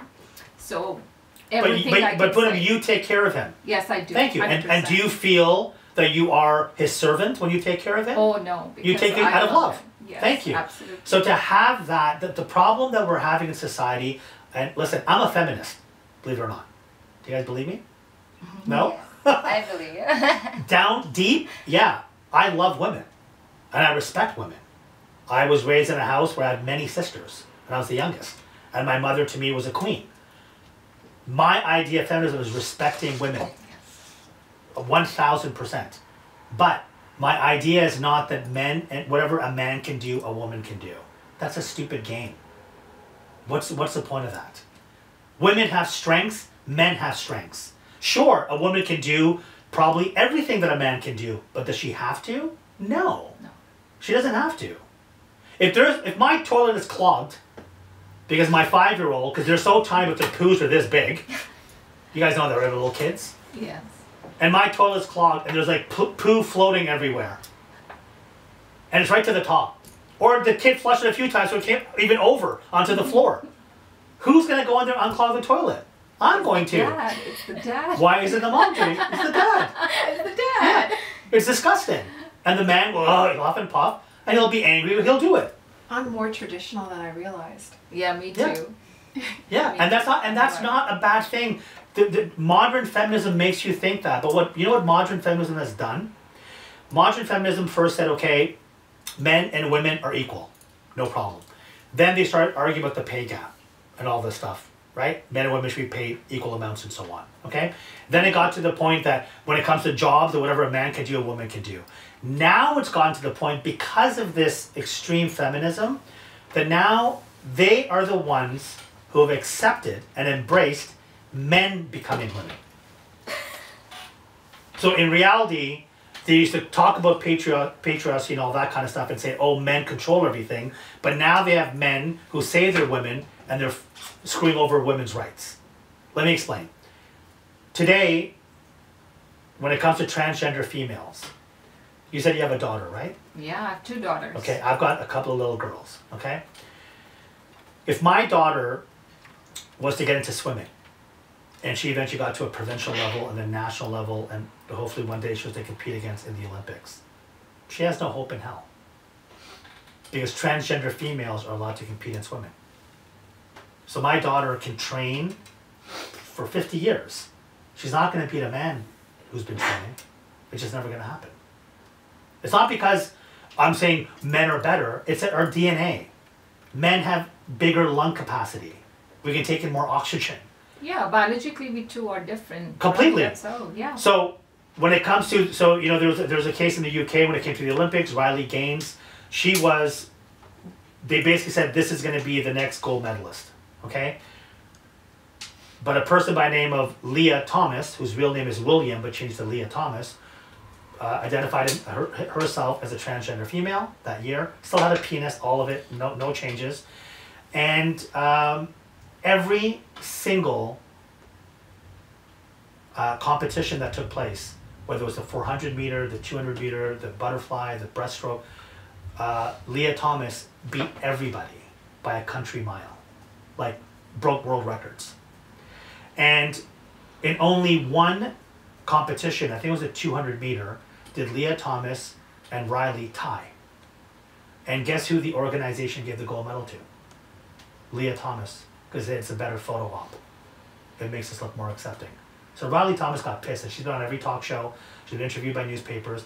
And she's like, I can never beat these records. I can train for 50 years. It's just never going to happen. It's impossible. Because It this guy, sounds so unfair. It is How unfair. is this going to continue like that? it's ridiculous. Yeah. So she said that I can train every day till I'm dead. I will not be able to beat this individual who's a male before is now a female. It's just never going to happen. And who is embracing this movement the most? Modern day feminists. Another example, walk into any school today.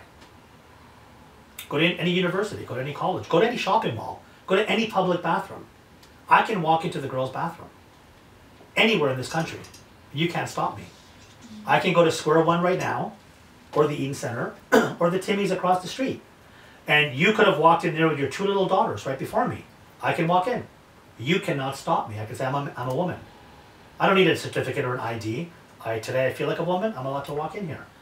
There was a case in Winnipeg where 2 moms were in a food court in a mall, and their little girls, they were 6 and 7 years old. They walked into the girls' bathroom, and the mothers were sitting on the bench in the food court area. They're watching them, right? They walked in, and then they saw this man, like 6'4", 300 overweight, beard, hairy, walk into the girls' bathroom. They both got up and ran. And they ran to, excuse me, you're in the wrong bathroom, our daughters are in here. I identify as a woman. Wow. So they got physical with him and pushed it. We don't give a shit. Our little girls are in here, they're in the stall. They're like, mommy, mommy, what's wrong? And they're arguing, they're yelling. They pushed him out, they locked the door. The gentleman called the police. Both the mothers got charged with human rights violations. Now what if that individual's a pervert? And he goes and look underneath the stall. There was a case where in a mall, this is really scary, where an individual would go into the female bathroom with a wheelchair. And they caught this guy. You can look this up. This actually happened Yeah. at the mall beside my house. There you go. Oh. Yeah. Oh, Went in with a wheelchair, and what that person does is he drugs the girl, wow. puts her in the wheelchair, covers her up completely, and then wheels her out. He was giving them haircuts as well. So. Yeah, shaving their heads. Yeah. Oh Oh my my God. goodness. Yeah. And that's because, again, like, let me ask you girls something. And I'm gonna ask Christian the same thing. If tomorrow, and this would never fucking happen, but if tomorrow I showed up here with a wig and a dress and makeup, and I said I identify as a female, you girls would be like, oh, that's great, that's amazing. So proud of you. That's how women are. I'll teach you how to do your makeup. I'll help you. I know this great person does waxing. We'll get all that shit taken care of. And here's some really nice heels. That's how women are, right? You'll embrace me. I feel so welcome. Oh, you're my sisters now. But if tomorrow, me and Christian are in the boys' locker room at the gym, and yeah. I'd be like, Kim. No, but here's the other example. No, I'll give you another example. Me and Christian are at the men's, we're at the gym, right? In the men's locker room. And a transgender male walked in with scars because they got their boobs chopped off, right? Short hair, fucked up stubble because they're taking hormone pills. And I can tell this is kind of weird. I'm not going to give that person a high five and say, I'm so proud of you, man. Why don't you come on over here? I'll tell you how to work balls and dick. And I'm not going to look at it and be creeped out. Am I right, Chris? I wouldn't even talk to the person. I'd be like, what the fuck is that? Like, he has scars here, boobs are gone, you know, face is all messed up. I'm not going to be embracing him the way that you women would embrace a transgender Because we have female. more empathy and nurturing. But what you're doing is Passionate. compassion. Yeah. But do you understand how that's a double-edged sword? Because they usually have mental issues too. Yeah, sometimes, but isn't that a double-edged sword? Because you are now, by embracing this movement, you're in fact messing up your own rights. So let's play this video. We're gonna look at this first video. Please listen to this. If you want to start from the beginning, okay? Gender reveal won't happen anytime soon. We did not assign a sex at birth, which means when they were born, they had genitals and we know what they are.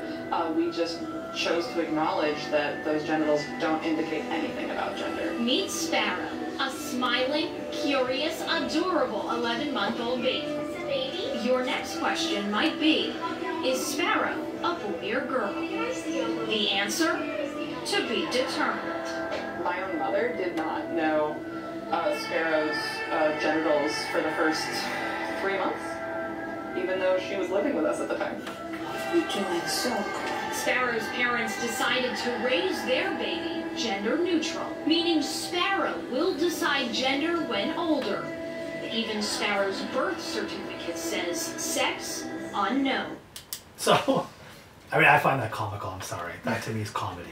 Like, that should be like an ad for mental health. Mental health is real, and they play the ad. Okay? What are your ladies' thoughts on that? And again, of course, because you're compassionate and loving and whatever, but what are your thoughts on that? Are you, like, if you have a child, you're going to get married one day, if you have a child, are you going to let the child grow up and decide My child's birth certificate definitely has to have his or her sex on it, first of all. And what are the options when it comes to the sex? Is it just female or male? Those are the only two? There's not any non-binary, all the that? birth certificate. Okay. Only male or female. So what do you consider this child abuse? I mean, it's this child's Gender reveal won't happen. this child's mother's, choice to do that. But in my own opinion, I won't do that to my child. But so do you support this? What I'm asking. If you had to vote at a table that said, "We're voting today. Are we going to allow people to do this? Yay or nay?" Is your vote going to be yes or no? Really simple. No. Okay. No. No? Why? Because, like, it's just, like, fucked up how many genders they have nowadays. Like, God has created us either to be a female or a male. Like, it's not another option to There be are some, anything else. what are they called? Hermaphrodites? Yeah, hermaphrodites. They have that, but that's something, like... Yeah, that happens. That's every now and something then. different. Yeah. Because when, like, you medically have a problem, that's Yeah. something different. So this, you're saying no. Yeah, but if you're a perfectly born baby and you're a boy, then you're a boy. Okay. That's it. Put I would add a line before voting, and my line would be, as Carly said, you're born with a sex that could be male and female, but I think gender is something how you feel, and that is known after a certain age, like how you feel like how do you feel? Like, do you get attracted to a girl? Do you attracted to a boy? That is known after puberty. I think puberty also is an early age. So do you think based on who you're attracted to determines what sex you are? No. Why can't gender. you be So or there is gender? Why can't you be bisexual and be attracted to a certain gender? Yeah, it could be, but that's what I said. Like, so to me, sex and genders are two different things. So you think what you're born with is your sex, but you can choose your gender? Of course. Okay. That is what. We're going to be having a talk after this. Okay, so I'm just going to leave it like No, that. that's good. Let's go ahead. I'm happy you said that. But I would say this is how I would say, and I'm saying this based on, I would say, is based on how my learning is, and knowing that yes, sex is something that you are biologically, you're like born with, as she said and she said. Yeah. But gender is something that you gradually get to know after a certain point of time, which could be any. Okay. And you respect that. Yeah. Okay, so like that creepy man that walked in the girls' bathroom. No, see, there are two different things. No, but why not though? Well, you can't have that, right? You cannot be on one hand. Like how? It's not as if that man had to be evaluated and he got a certificate from the government saying he's a female. No. I today can say I'm a female. I'm a female. That's what I feel. It's not like I have to feel this for years. See, there are certain times when you cannot have, let's say, like, I don't know how to put it across on the table, and I'm searching up my mind right now. You're trying to be politically correct. No, I don't want to be politically correct. That's why I said before I vote, I have to say that. So my point to you is that it is not to be politically correct. So that gentleman who walked into that bathroom, I told you in the mall in Winnipeg. Well, there should be another bathroom that should be gender neutral. No, but he's a female. If I'm a politician. No, but he's saying that's discrimination against her because she's a female. But what I'm saying is why can I not get all the women rights? Why do I have to be walking into the clown bathroom that's for clowns? That is why there has to be a bathroom, another one that is gender neutral. No, but I'm a female. I'm not a gender neutral. I'm a female. I have every right to walk into a female's bathroom, and I should have all the rights that a woman has. I should have maternal leave. I should have all that. I'm a woman. That's my feeling. And you have to respect that. See, you can't have it both ways. That's my whole point here. Moving on. Yeah, so I consider myself open-minded. What would you vote on this? But my background, I have seen hundreds of births actually, because I'm a neonatal nurse. And actually, there are differences right from the start that I've observed. The premature baby girls always did better than the boys. They're stronger, and and their survival rate is higher. I've seen a lot of things, and just yeah. But what would you vote on this when we just said? I would say no. I don't. That's my personal feeling. No, that's listen. Everyone is allowed to have their own opinion on this, but there's certain things that I feel should be universal, and that should be understanding that some people have mental health issues, and it should not just be marked down as feelings. Okay, I mention this to people all the time, and I give the example on here as well, and I'll repeat it again. Today, unfortunately, Christian got into a car accident.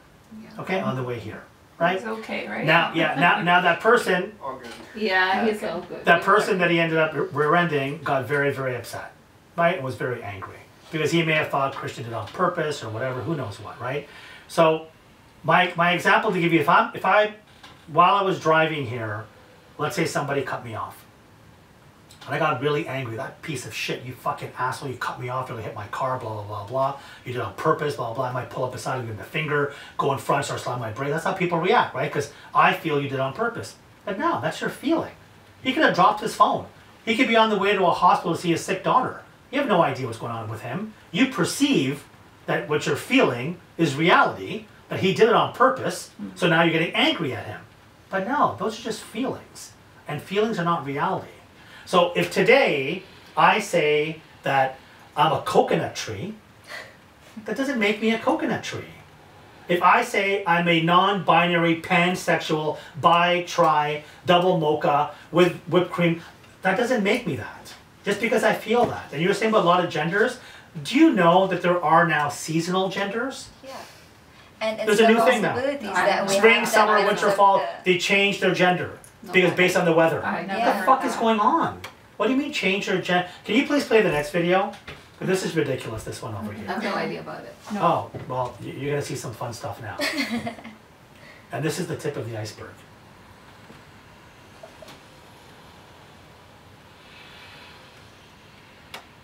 Sorry, 2 seconds. It's okay.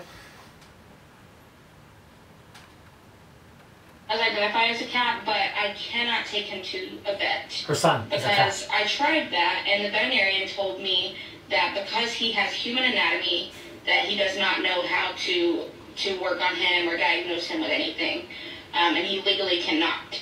So, and while I do think that is a form of discrimination, because, you know, my son, if he says he's a cat, he is a cat. I'm not going to try to sue him or anything, so don't worry. But this is something that I want to raise awareness on, because I do think that people that identify as an animal should be able to go to the vet. And so I really do appreciate you asking this question. I think it's an important topic that we discuss. Wow. So, based on what you were saying earlier, Poonam, is your view kind of changing here? You just said how a person feels. So she feels her son is a cat. So, sorry, you know what that... So, I'm going to tell you what the domino effect of that is, okay? We have schools in the UK and in North America now, and this is real. They're considering having litter boxes in the bathrooms. Really? Yeah. So when these people bring their kids the kids to the school, and he's a cat, he's gonna shit in a litter. Yeah. Sorry. That's happening. Yeah, it's happening. And then now you tell me, her kid will be 6, he's shitting in a litter, her son. Another boy comes in who says, that looks cool. He's gonna want to shit in a litter. And how hygienic is that? Who's gonna wipe that kid's ass? And then he's gonna eat out of a bowl. He'll be allowed to eat out of a bowl because he's a cat. Where do you draw the line? You said if someone feels that way, we should respect it. Well, I didn't say that in a general context. What I was saying about was something that was a fact. What's the difference between sex and gender? I did not generalize it. No, but you said gender is something that's based on someone feels. I gave you a definition. Like but, sex and you is said something you said you respect that with someone. If no, I did not say. I said I will vote before I say this statement because this is factual. That's yes, but you said gender can change. Yes. I didn't say it can change. I said gender is how a person feels, gradually would know later. And you respect but that. I didn't use the word respect. I didn't say I agree. I didn't say I disagree. So to me, what are your ladies' thoughts on this? If you have a play date with your son, and the lady who's bringing her son along says that her son is a cat, and he needs a litter box. Well, educate. And I he think needs- education is the strongest No, but weapon. would you accommodate?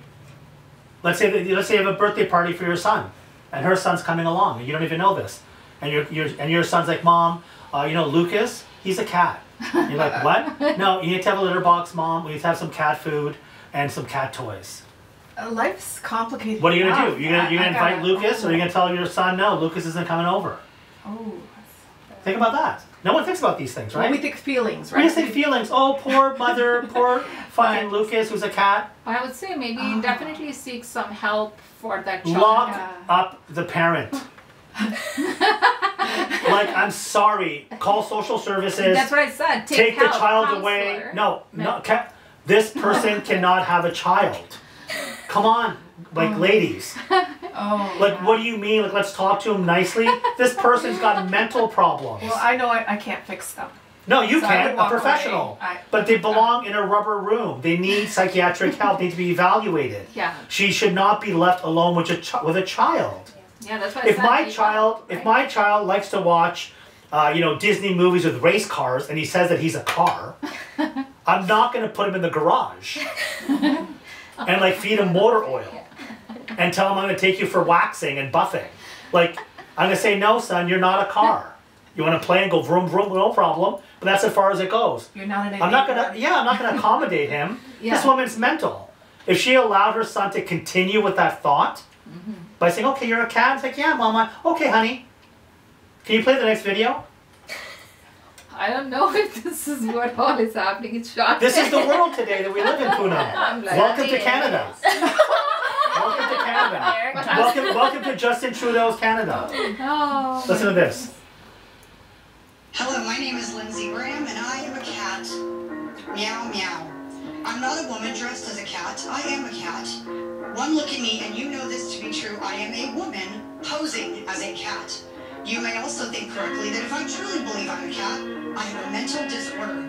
If I suffer from a mental disorder, and if I'm unable to discern reality, am I safe to be around children? Would you put me in charge of making critical decisions about the safety and well-being of children? And about the direction of their education when I cannot even discern truth from fiction? No tail, whiskers, or outfit makes me a cat. Just like no lipstick, high heels, or long hair makes him a man, a woman. Do you believe that the actions of a grown man playing dress up as a woman affects the students and staff positively or negatively? If you were to address me as a cat right now, it's as ridiculous as when you say Miss Bigflirt and a grown man's voice comes thundering over this. So, this lady went in and did reverse psychology. Yeah. Dressed up as a cat and said, I'm a cat. And obviously the people on the panel must start like sweating. Should we call her Miss Cat? Call her Miss Pussy? We can't say that. What are we going to call her? Like, what should we do? Should we go meow meow? Right? Because they got thrown off. Because we have to accept everyone. The nuts, everyone, right? And then she twisted it on them and saying, no, obviously I'm fucking crazy. If I say I'm a cat and you believe that I'm a cat, should I be allowed around children? No, you shouldn't be. You've got a mental problem. You're not a fucking cat. And you're never going to be a cat. The closest you can do to being a cat is owning a cat. You're not a cat. And your children aren't kittens. Like She that's, sounded very confident. she was smart. But she was smart the way she presented things. And she also said that just because this teacher is putting on some lipstick and wearing high heels and growing out, her hair, that doesn't make her a woman. Mm-hmm. That's just feeding into the delusional fantasy that these people have. Like, I understand some people have got mental health issues. They may have been abused when they were younger. They may have had SA done to them when they were younger. And because of that, they've gone through a lot of trauma. I get that. So go and talk. Go and get some help. No problem. But if you tell me that I have to refer to you as they, them, and those are your pronouns, what the fuck is they, them? You're not a multiple amount of people. You're one. You're not a they and you're not a them. But do you know all the forms have that now option? Yeah, because that's or. Canada. Yeah.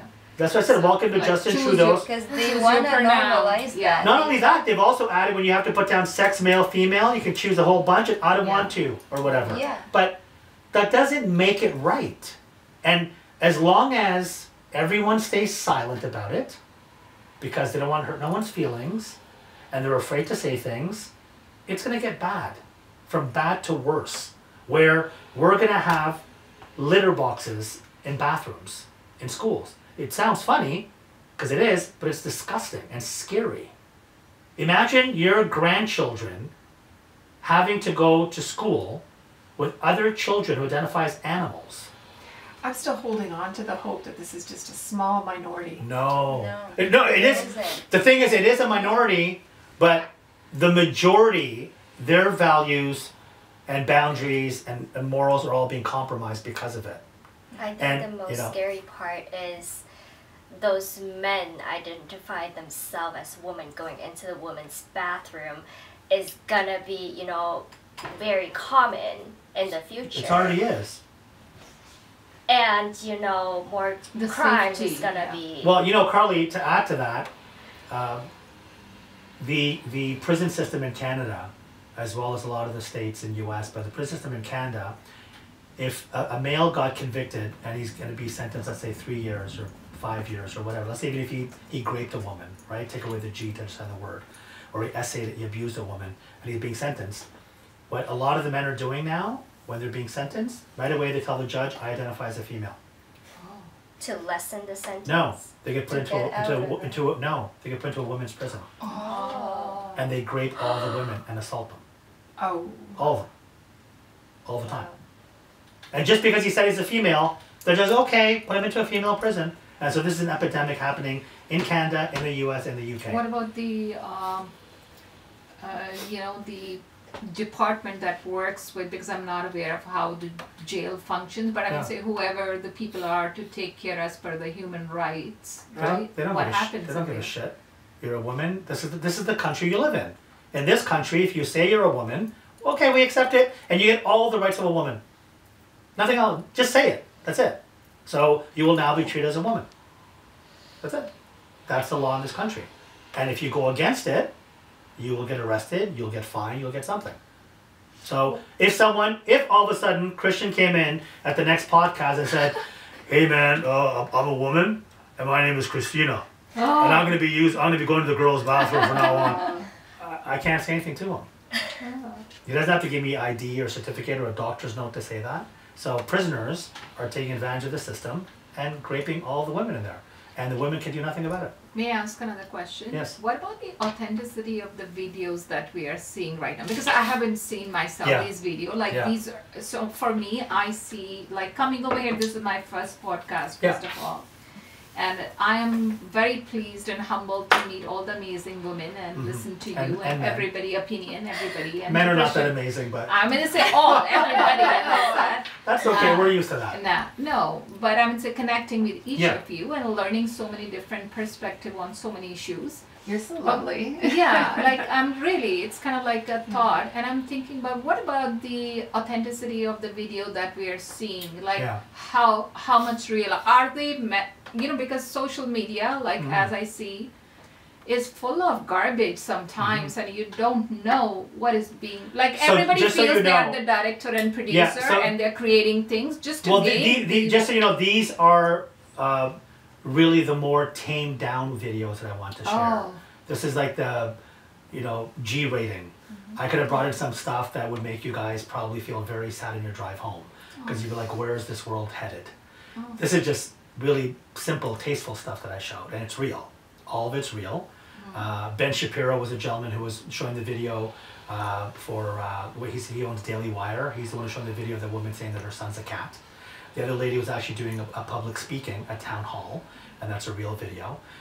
So all of these videos are real. The other video is actually an interview with a transgender mom, and that family has 4 transgender children under the age of 10. That doesn't even make any sense because people don't decide their gender that young of an age. So that's what So these are all real videos, and this is the country that we live in.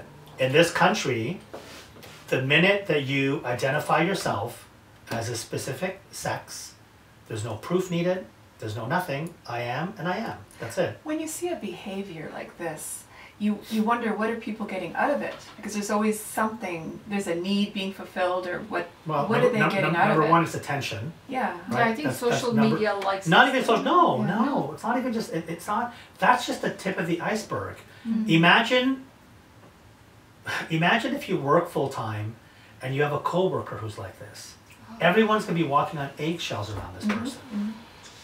You're gonna be afraid to say the wrong thing. Yeah. So if you have a guy who has a beard, okay, and wears a fake bra with boobs, and has hairy arms, and he works with you, and his name was Chris, but now he goes by Carol, and you have to work with Carol, you're gonna be a little bit uncomfortable. Like, you don't want to say the wrong thing, or whatever. And you walk in the bathroom, Carol's in there, like brushing her beard, and whatever, and standing up and peeing, and you're like, should I leave? If I leave, it's gonna make Carol uncomfortable. I'm gonna go in the stall and he's gonna hear me pee, or she's gonna hear me pee. Like, what the fuck should I do? So now multiply that, and now imagine a school environment with children having to deal with this. What's a child gonna do? They're gonna be so confused and so uncomfortable. Yeah, because you do notice kids very young age, they are confused about their identity. Well, they're adding the confusion to it. Yeah, exactly. They talk to kids in schools. Like, Yes. they come up to a girl like, "Are you sure you're a girl? You don't want to be a boy? You're not bi? Are you sure you're a boy?" It's like that. They mess with the kids' heads. It's confusing them, right? Yeah. They're planting a seed. And they're kids at the end of the day. It's really easy to manipulate them.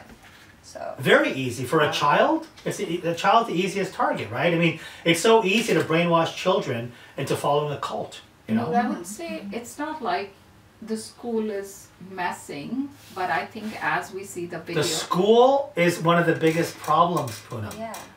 And the school is aside from the government, which encourages and enables the schools are the number one problem. Yeah, and my two younger siblings actually lived that. Like, they went to high school here. I didn't, so they did. And when they went to high school here, we used to pull them out of their classrooms just to have this discussion with them. All the kids. Like, they pull out high school once, middle school like another time, then kindergarten another time, and it's really easy to mess with their heads. So in Canada, they had passed a bill in some of the provinces that when the children went to elementary school, so I'm talking kids were 4 and 5 years old, the teachers would ask them on the first day of attendance after they said their name, "Are you a boy or a girl?" These were all the schools in Canada. 2 or 3 provinces didn't agree. How would you like to address me? How can you ask that to a 4-year-old? But not like you're a boy or a girl. How can you ask that to a 4-year-old child? But no one is asking a 4-year-old. Yes, I just told you that they're doing that here in Canada. The elementary schools in Canada are doing that. Ontario didn't do it. Saskatchewan, I think Alberta didn't do it. And one other province in the East Coast. All the other schools did it. Being in education, right, and sitting in here, I would say, and it's not to defend or it's not to protect, because I would like to listen, as Nora is saying, the discussion and learn from you as well. School system is to maybe, like reading a book is there are different families, you're reading it, but you're not telling them who you are. It is left on the child itself. It's not the child. It's not left on the child. So it's not like you're putting in word, you're a he or you're a she. But what you're doing is you're opening up the door where the person questions who they are. So I'll give you an example. In the schools, they have the kids, when they come in, when they did attendance, they'd say, "Are you a boy or a girl?" So what Ontario did, because they acted like that they weren't jumping on the bandwagon, they told the boys and the girls, if you're a boy, in the square box, color in blue, and if you're a girl, color in red. And if you're unsure, leave it blank. Now you're asking this of a 5-year-old child. So there was an experiment, you guys can look this video up, okay? This guy, I think he's an athlete, and I don't know if he's an athlete, but he's fairly well known. He had a 5-year-old child, a boy, really cute little kid, I think his name is Logan, adorable boy. And he took out from a drawer 4 Oreo cookies. I said, "Logan, you can have these Oreo cookies," or he opened another drawer and took out $10,000 in cash. And Logan said, I want these. And he said, "Logan, you can buy as many Oreo cookies as you want with this over here, and you're never," he goes, "No, this is what I want, this is what I want, this is what I want, this is what I want." And he kept on and kept on. I said, "Okay." And that's what he gave him. You're going to ask that same child what sex he is? Like a child when they're playing and they're about to pee, would rather let a few pee drops go into their clothes than actually go and pee because they're enjoying themselves so much playing. Yeah. And you think that same, it's ridiculous. Then you have things like Pride Day that just took place on Friday. So every school raised the pride flag. Do you guys know that? Every school. On the same pole that has a Canada flag. So you have the Canada flag and the pride flag. Why isn't there a Palestinian flag up there? Why isn't there a Black Lives Matter flag up there? Why don't they have a flag for all the handicapped children in the school? How about the blind kids? How about the ones who've got MS? How about them having a flag up there for women's rights? How about them having a flag up there for Russia or for Ukraine? I can go on and on. How about for black people? How about for Asian people? On what the crimes that Canada against Indigenous people? Why isn't there an Indigenous flag up? It's fucked up, right? And so when I walked around the school, all over the school were perfectly drawn hearts with I love pride with the perfect handwriting. No 5-year-old can write that. All over on the tarmac, all around the back of the school the kids play. I love pride, pride's my favorite, in like perfect handwriting. And I was like, wait a minute here. The kids that go here, like from grade 1 to like grade 5, they can't handwrite for shit. It's all the teachers who did all that, not the kids. No. 100% is the teachers. I wouldn't. Majority of them are the teachers. Now the kids can't write like that. Even the kids, the students themselves pointed out to me, they said, this is not our handwriting.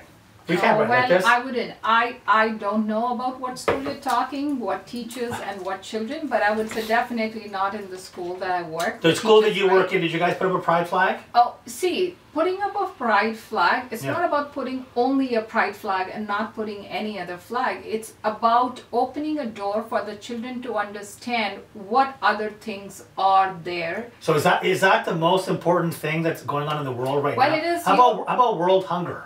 Well, we do talk how about like sex trafficking? So I would say, well, not majority of the people know that there is a lot of education in the school to the teachers. We are trained like they're, like I think it was last year, if I can recall, or like every year, there was a proper training for the teachers about human trafficking and how to put how to see the signs to why not stop say young just say children and so go put up into- a flag, stop human trafficking, call toll-free number. Why isn't there a flag up of that? Well, kids, why isn't there a flag up about world hunger? That is the biggest epidemic right now, killing children throughout the world. Schools, I think. Pride, it's because this is the new world order. Everyone's afraid to speak up. People are worried about getting canceled. People are worried about getting backlash. And for that reason, people just stay quiet. I have nothing against respecting people. You choose, you want to be a fucking duck, you're a duck. Quack, quack, you're yellow, we're happy. Okay? Don't push that onto my children because you don't want me to push my ideology onto your children. My beliefs are my beliefs, your beliefs are your beliefs. And that should be, no it isn't. The schools push. Identity, whoever you are, like what culture you No, that's not true. Who you are as a person. That's not the thing. What you like to do. That's not what school, that's why we had the whole situation with elementary schools in Canada. Look at our history. We killed hundreds and thousands of indigenous people and tried to change them with elementary schools, which were open all the way up until 1979. That's what I'm saying. And what were they telling? If you want, I can send you guys this. We can even have Christian look this up. The Prime Minister's office would send out letters to the newspapers, the Globe and Mail and so on. This is the 1920s. And they would print these articles that say, Mr. Prime Minister, we're getting better with the savages. We're teaching them how this and that about our culture. Who are the savages? The indigenous people. So this is the school system.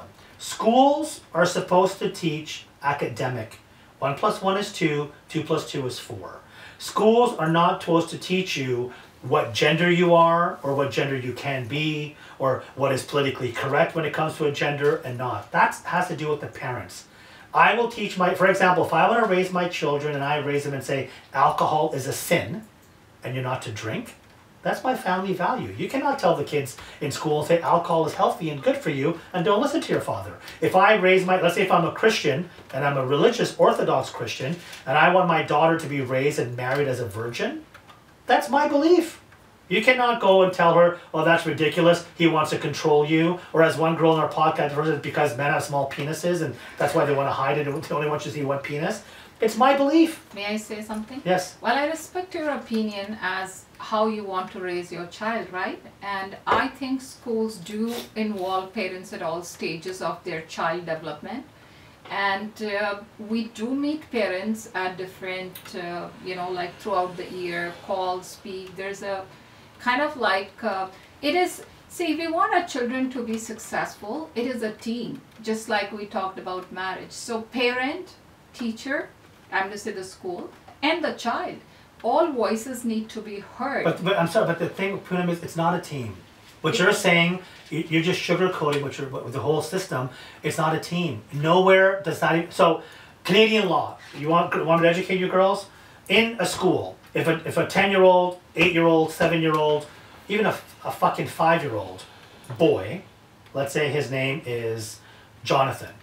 He goes to school and somehow he likes to wear nail polish, okay? And he talks to a counselor and is like, you know what, Jonathan, maybe you want to be a girl, right? Don't worry, we're not going to tell your parents. We'll change your name to Julie. We'll have a separate, we have separate clothes for you to wear as well too. And the teacher, the counselor, and the school, based on government law, are not to tell the parents. They're not to tell the parents. The parents don't know. I know, Well, I've studied this. They don't know, and the parents have maybe no you rights. know more than me I do, about the like, I've education studied this. system, but So that's one, okay? If that 10-year-old or 12-year-old child feels that yes, they do want to be, that boy again wants to be a girl, the counselor will schedule an appointment for that child to meet a doctor. Without the parents' consent. Why? Because the child has its own rights and the teacher feels they know better than the parent does. And the teacher, the school is a safe zone because they're non-judgmental. We're at home, if that boy Jonathan goes home and says, I want to be called Julie, the parents will freak out. So now, no, this is true. Yes, now what happens is the parent will be told that they're going to be meeting with a doctor, with the family doctor, or with a doctor who does this transition stuff at a private clinic. The child will now, after meeting with the doctor, be prescribed hormone pills, testosterone or estrogen. And if the parent interferes and says no, the parent goes to jail. And the child gets taken away and puts into the custody of child services. This is the law. This bill was passed in 2021. If you want, Christian, you can look it up. I haven't read about that. Well, this is it. It's a part. This is the whole problem when it comes to teachers. This is not an area that the teacher should be involved in. If I want to raise my child, Yeah, I just, I can't find the bill, but I am finding that if the counselors are not actually allowed to tell the parents how their kids are identifying at school unless it's a matter of danger. Yeah, so I told you, the counselors don't tell the parents. They hide it. And they tell the kids a safe zone. And in the school, in his attendance, they change the name. He's no longer Jonathan, he's now Julie. And everyone in the school calls him Julie. That is also true. What are your girls' thoughts on this? Carly, what's your thoughts? Did you know this, first of all? I don't, but okay, but now that you do. You said the bill was passed 2021. Yep. I mean, I kind of understand because it's very recent. Nobody probably knows about it, but this is messed up. This is scary shit. So as a parent, a teacher can report you and say that the child said the parent's not supportive, and the police is going to come and visit you. Yeah, first of all, like, the parents shouldn't be in jail for that because they do not know anything about the child in the school being called Julie. Yeah. Second of all, like, as you said, the school really shouldn't, open the confusion to this boy saying that, do you want to be a girl because you wear nail polish? Like, boys can wear nail polish. Like, and girls can play with trucks. Who gives a shit? Yeah, it's not like a boy cannot like Barbie. You know, like, and a girl... You might want to look up her skirt. That's okay. And a girl That's what boys do. can like trucks, So, this confusion making a 4 or 5-year-old kid is just... It's not acceptable. It is, though, sadly. No, like, I have nothing to say. This is very, very surprising. Like, I'm a 23-year-old girl, and my parents don't let me take all of my life decisions. So I can't go and ask a 5-year-old, I swear. I can't go ask a 5-year-old what gender he wants to be when he doesn't even know what a gender is. Yeah. Yourself, Lola, what are your thoughts on this? What the schools doing this stuff? Dumbfounded. A lot of this I was not aware of. And Poonam, I don't think you knew either. No, but the thing is, what I'm trying to say is I haven't experienced, like I'm 15 years. Like I haven't. So what do you do? Like, are you a teacher or yeah, I'm what a teacher. grade? Well, I've taught from kindergarten to grade 8, and like the whole thing, like how we teach health, safety, and many issues, right? We talk about, and it is all what is relevant and meaningful in the context based on the curriculum. But there's something which is like throwing your own perspective into. Yes, it is. That's the whole thing. But that's what I'm trying to say, because it is more based on what is the purpose of giving that lesson? What is the purpose? It's not even lesson. Or teachers, engagement, or the topic. Or Poonam, if you were to watch videos in Ontario, you have heads of the school board, you have heads of teachers' unions and so on, where the teachers clearly say, we know what's better for the children than the parents do. Well, I'm sorry to say I haven't met, and I don't have those colleagues. You know what? Which says, because I respect, I personally, because you're called here to have my opinions expressed. Yeah. And I'm not a representation of, I'm not saying you are. 80,000. But what I'm saying is, personally, I'm a teacher, and I see, for me, the students' well-being is the prime, is the importance. But again, this is under the same umbrella of well-being. That's what they believe it is, right? So it's. Do you want to play the next video? Sorry. That's okay. Listen, this is interesting stuff, right? Yeah, because it is interesting. most people have no idea about this stuff, and I think it's important for us to discuss it. Now we'll go past the Catwoman. By thanking y'all for y'all's time. My name is Emily Schmidt. I am 25. I grew up not too far from here and graduated from PNG ISD. As a child, I was groomed to be trans. My school had a huge part in this.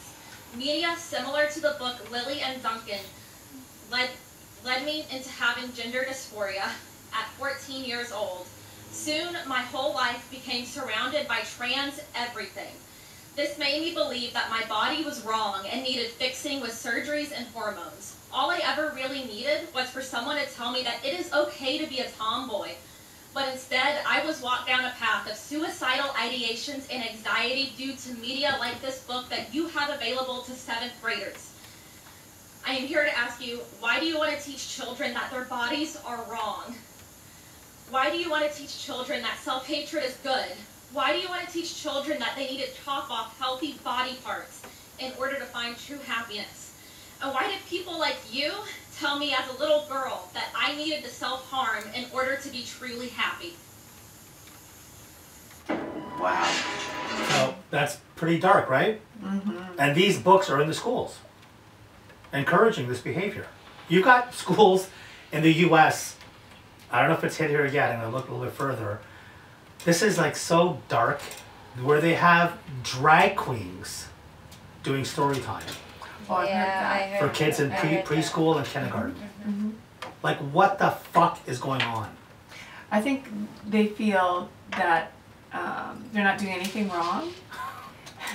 They're visible to children. They're trying to make it normalized. Why don't we have the KKK come in and do some stuff? Like, I just find that we are now living in an era where we have to be so careful of what we say to hurt people's feelings all the time.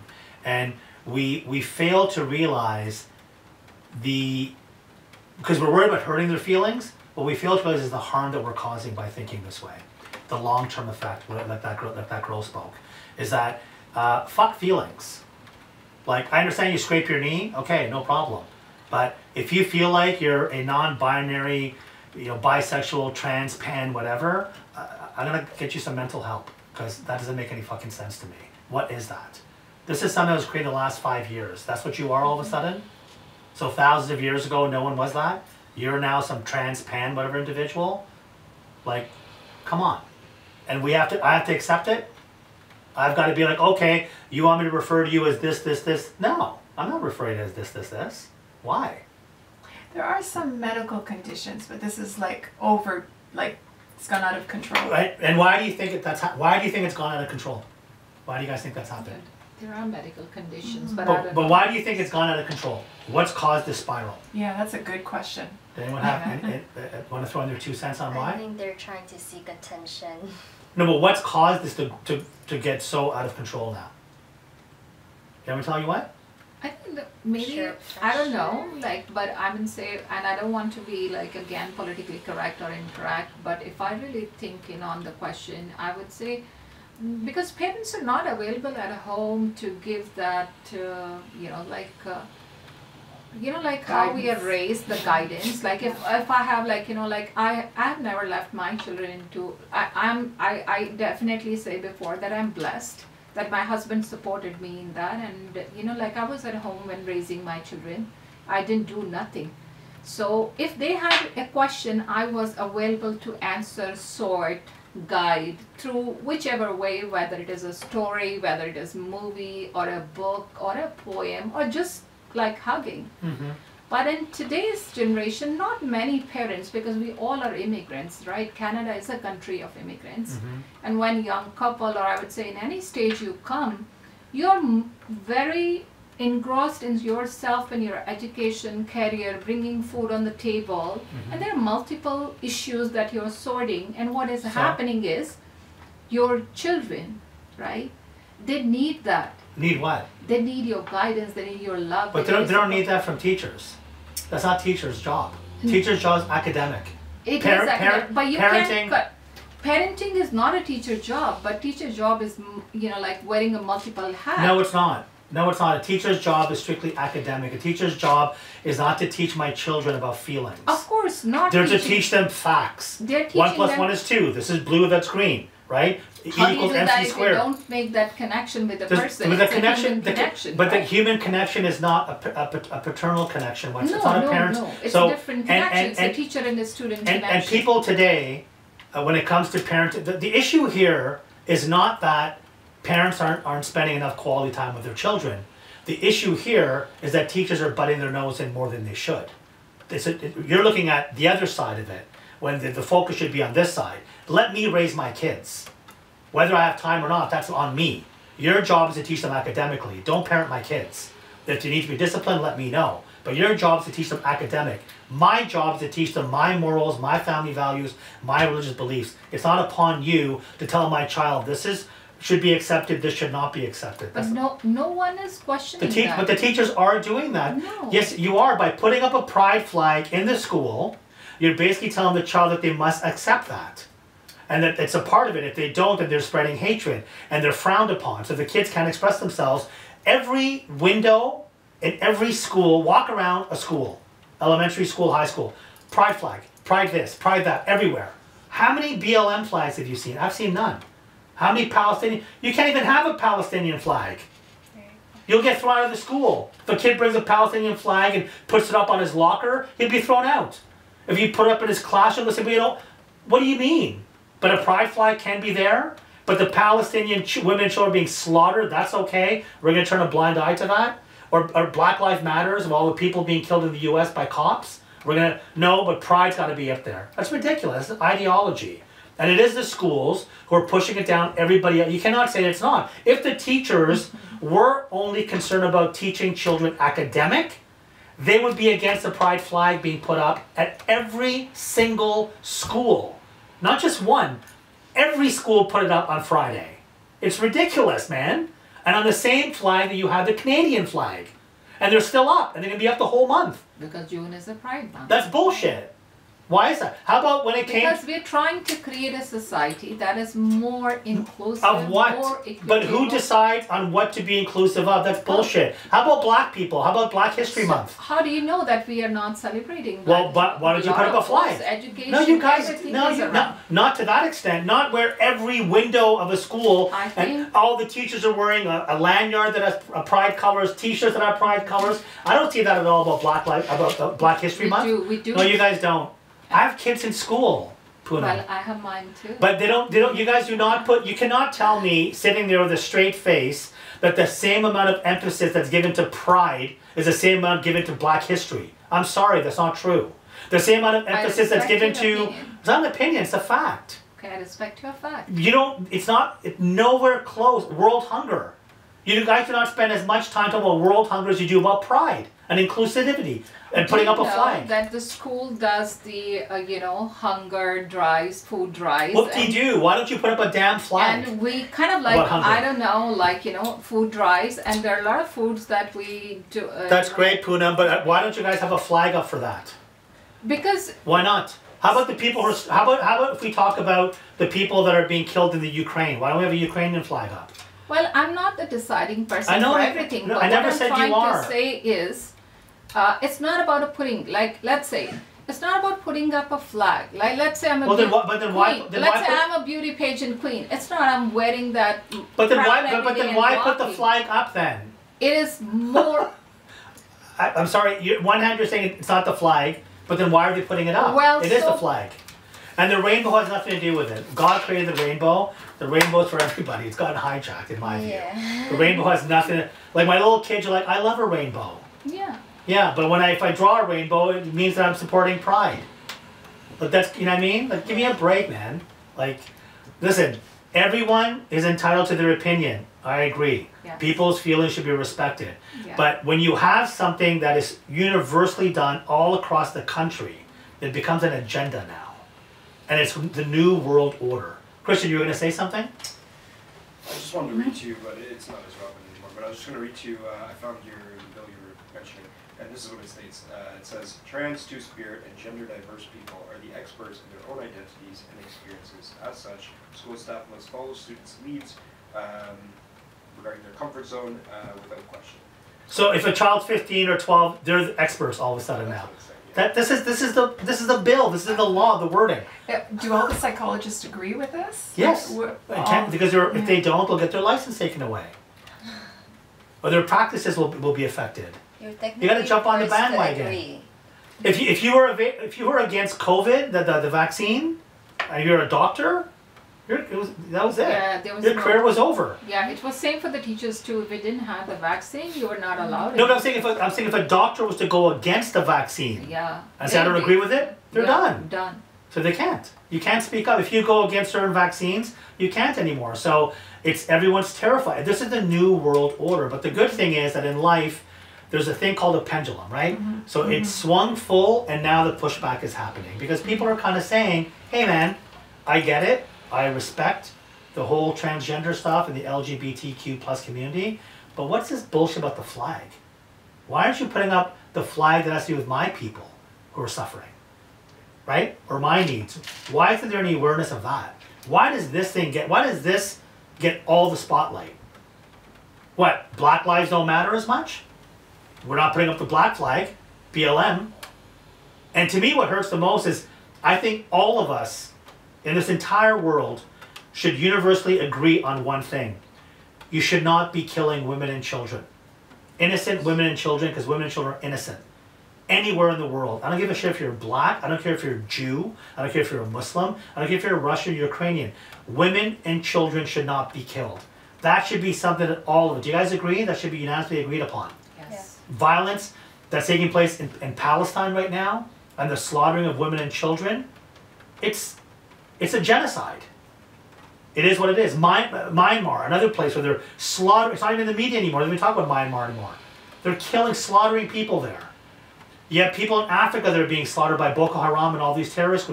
No, we don't give a shit. We're going to put up a pride flag. That's why it's offensive to people. Because there are other matters in the world that should be given that spotlight that are far more important. Do you know that people who are LGBT have got way more rights than you do? Did you know that? Yeah. And they have way more government funding and services and assistance than you do? You as a woman. Yeah, I know that. Did you know that? Play the next video, Chris. I don't know. I'm like that. You didn't know that? No. Sure. If you walk into the bathroom, I can walk in after you. My rights trump yours. And I'm a man. I can claim to be a woman. Doesn't matter if you're uncomfortable. Let's watch this video. So that's why I said it's a learning experience for me being here. Yeah. And an eye-opener to different things that are happening. Hello, ladies and gentlemen, and only ladies and gentlemen it is and shall always be. I am an 18-year-old high school student and wanted to take this time to bring to your attention the current issue with biological men claiming they are women entitled to use women's spaces. There was an incident within our district that occurred recently regarding a transgender woman who really is a biological man having an altercation with a young woman at MLK High School. This man is and has been using the women's restroom and locker room. Firstly, why are we affirming the mental confusion of this boy and putting the safety of women in jeopardy by allowing mentally confused men to use the women's spaces? Of course, any male who claims he is a woman will accept it. But what about the women? What about the true girls like myself who are female down to our DNA? Why don't we ever get a say in whether or not we are comfortable with this? The truth is, we aren't. The majority of us aren't, and yet nothing has been done to protect the safety of these women. So please do something about it. Thank you. So I've got 2 little girls, okay? And I know when we started off the podcast, some of you might have thought, hey, he's a bit male chauvinistic. He's not into women and all that stuff. He's talking. But see my point of view now? Do you get my angle here? Yeah, if I didn't care about women, I wouldn't be talking about this stuff. We'd be like, oh, the hell with you guys. Why am I talking about this? Because of a woman like that.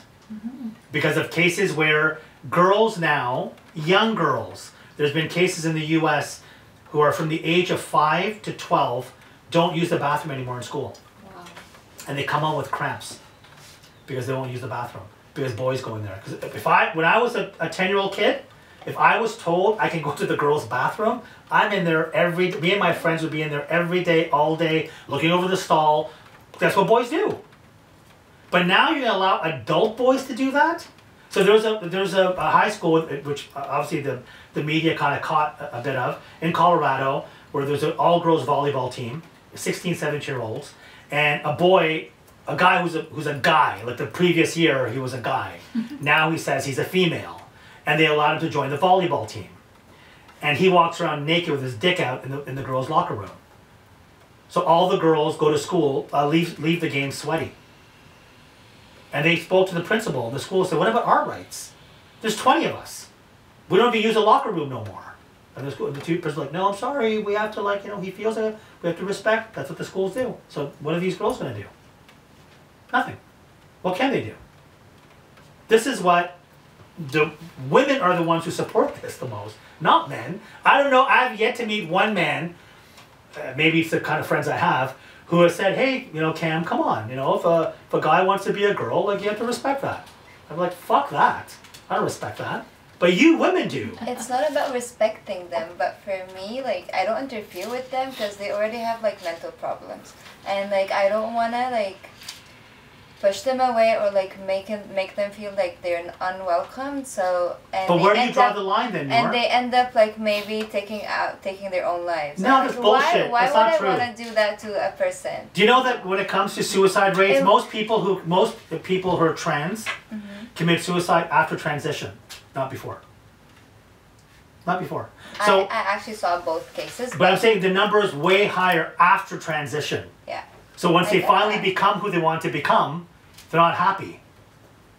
So imagine me having the DNA of a man and then converting myself into a woman, chopping off my penis and the whole deal, getting fake boobs put in, everything, growing out my hair. I don't shave anymore, but I still have some patches coming out. I got some chest hair coming around my boobies. I gotta wax it all the way. You know what I mean? And now I'm trying to live that life. That's a lot to deal with, right? Every single day. But my DNA is still of a man. I've got the testosterone of a man. So my rage and anger is still there, right? So that's a hard life to live. So these suicides happen more so after transition, right? So you were saying you don't want to talk with them, bother them because... I don't want to be a reason of them taking their own rights. Okay. Either before or after transitioning. I don't want to be involved in that. But then if you don't do anything, then more young girls are going to have boys going to their bathrooms and doing what these girls are talking about. Yeah, but it's not I don't know what I can do, to be honest. Everybody I can be a voice, them. right? It's not even accepting. I appreciate what you said. It's not really, it's educating. It's realizing that, hey, I understand, and I agree with what you were saying about having separate bathrooms. Yeah. Right? But playing the devil's advocate, I was like, well, if I'm a woman, why do I have to be degraded into using this this bathroom called No, transgender. It shouldn't be. That's what I said. There is a male washroom is there. There's a female washroom. I would say, but now I would be correct in saying biologically maybe female. Okay. Okay, sex as well as gender. I will add that. And then a third bathroom. And then there is a third bathroom for clowns. which is, I don't know. Because that's how you make me feel. If I cannot use a female bathroom, I'm a woman. So you're not using a male. You're not no, using but I'm a female, woman. Whatever the gender you're identifying. I said I'm a female. No, the thing is, every public building has 3 bathrooms. It's a building code. They have to have a gender neutral one and a female and a male one. Yeah. But if a male identifies himself as a female and you go tell him you can't use the female bathroom, go use the gender neutral one, then you're taking away his rights. Although you can, like, there's a third Yes. person demanding to use the female one because he identifies as a female. And the person doesn't have to have like any ID, nothing. Like he can look like me. I look like a female? No, I look like a man. But I can walk into a girl's bathroom and no one can stop me. No one. So what they've done in our beautiful country that Justin Trudeau has been driving to the ground, if you now walk into airports are owned by the government, right? Which we own, we pay for them, right? Guess what they have in the men's bathroom? Tampons. What? Really? Tampons. I haven't really been in the men's free bathroom tampons. lately, but... Free tampons. For what reason? Because if I'm a transgender male, I used to be a female, and I have a JJ, I have my period. Yeah. How fucked is that? But you girls don't have them. The biological females don't get no free tampons. They're always empty. No, but I'm saying, do you get my point here? Do you get my point? Listen. We actually that I'm associated with. That is to end period poverty, and it's a whole campaign because there are a lot of absenteeism in the school and the workplace because pads are expensive. Yeah, and but not everybody can afford. But the transgender get them for free from the government. And it is a whole drive where you kind of like, if you want to get connected to that. And it is, I think recently, I don't know if that date has gone, it was in month of May. The whole CN Tower was turned red, and that was the reason, was to end period poverty. Because there is a poverty, and because of that, some women can't come to the work. But you do understand that if the government can afford to put free tampons in boys' bathrooms, they can end that poverty thing very quickly. But there's no money. Now they're giving. But the point is that there's no benefit for them to do that. The government does stuff for votes, only for votes. They please the people who they know they'll get votes from. That's all they care about. So, in regards to saying what can be done. What can be done is for people to speak up. Like, I know it's an uncomfortable topic, but if you have a cousin or a sibling or whatever that's younger, they go to school and she's a girl and there's boys walking into the bathroom, you have to get them to speak up. You have to write a letter to the principal saying this is unfair that my niece or my sister who's 8 years old she's afraid to go to the bathroom now because of your policies. Either make a separate bathroom, or stop this bullshit. It's a fad. Yeah. This didn't happen if 20 years ago a guy kept on going to the girls' bathroom, us guys in high school would beat the shit out of that guy because he's harassing the girls. If a guy kept on going to the girls' locker room and they're changing for gym, eventually a bunch of guys would have grabbed him and beat him up. But now, no.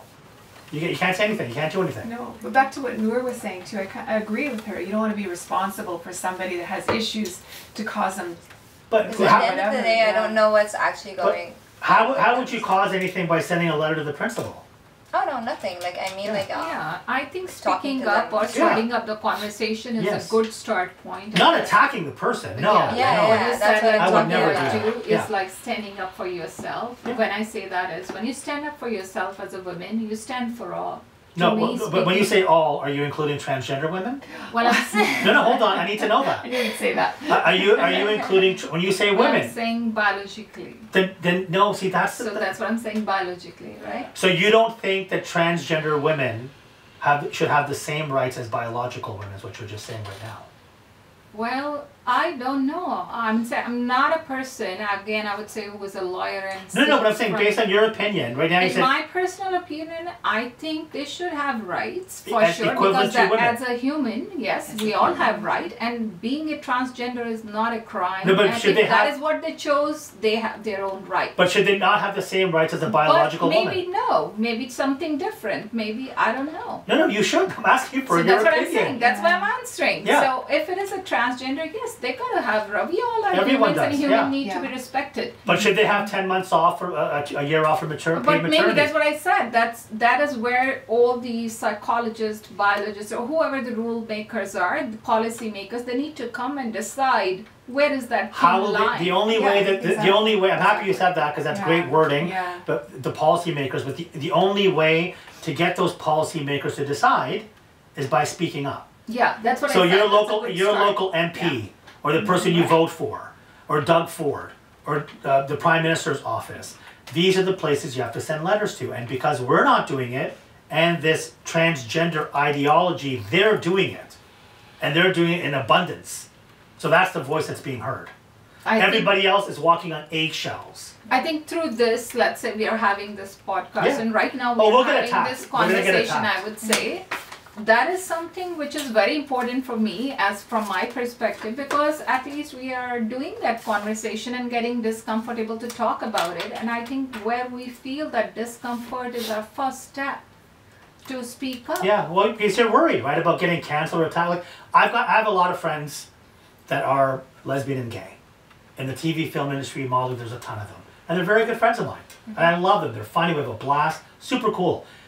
Majority of them have said that transgenders are fucking things up for them. They're like, we have it good, everything's great, we have it amazing. No one bothers us, we get to do what we want.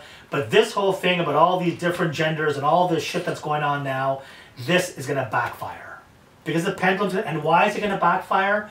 Because when it starts to affect your home, so if you have a daughter, or you have a daughter that's 5 years old, let's say 10 years from now, and she's going to school, and she comes back and says, Mommy, there's a cat litter in the bathroom, and Emily went and peed in there, and I want to try that.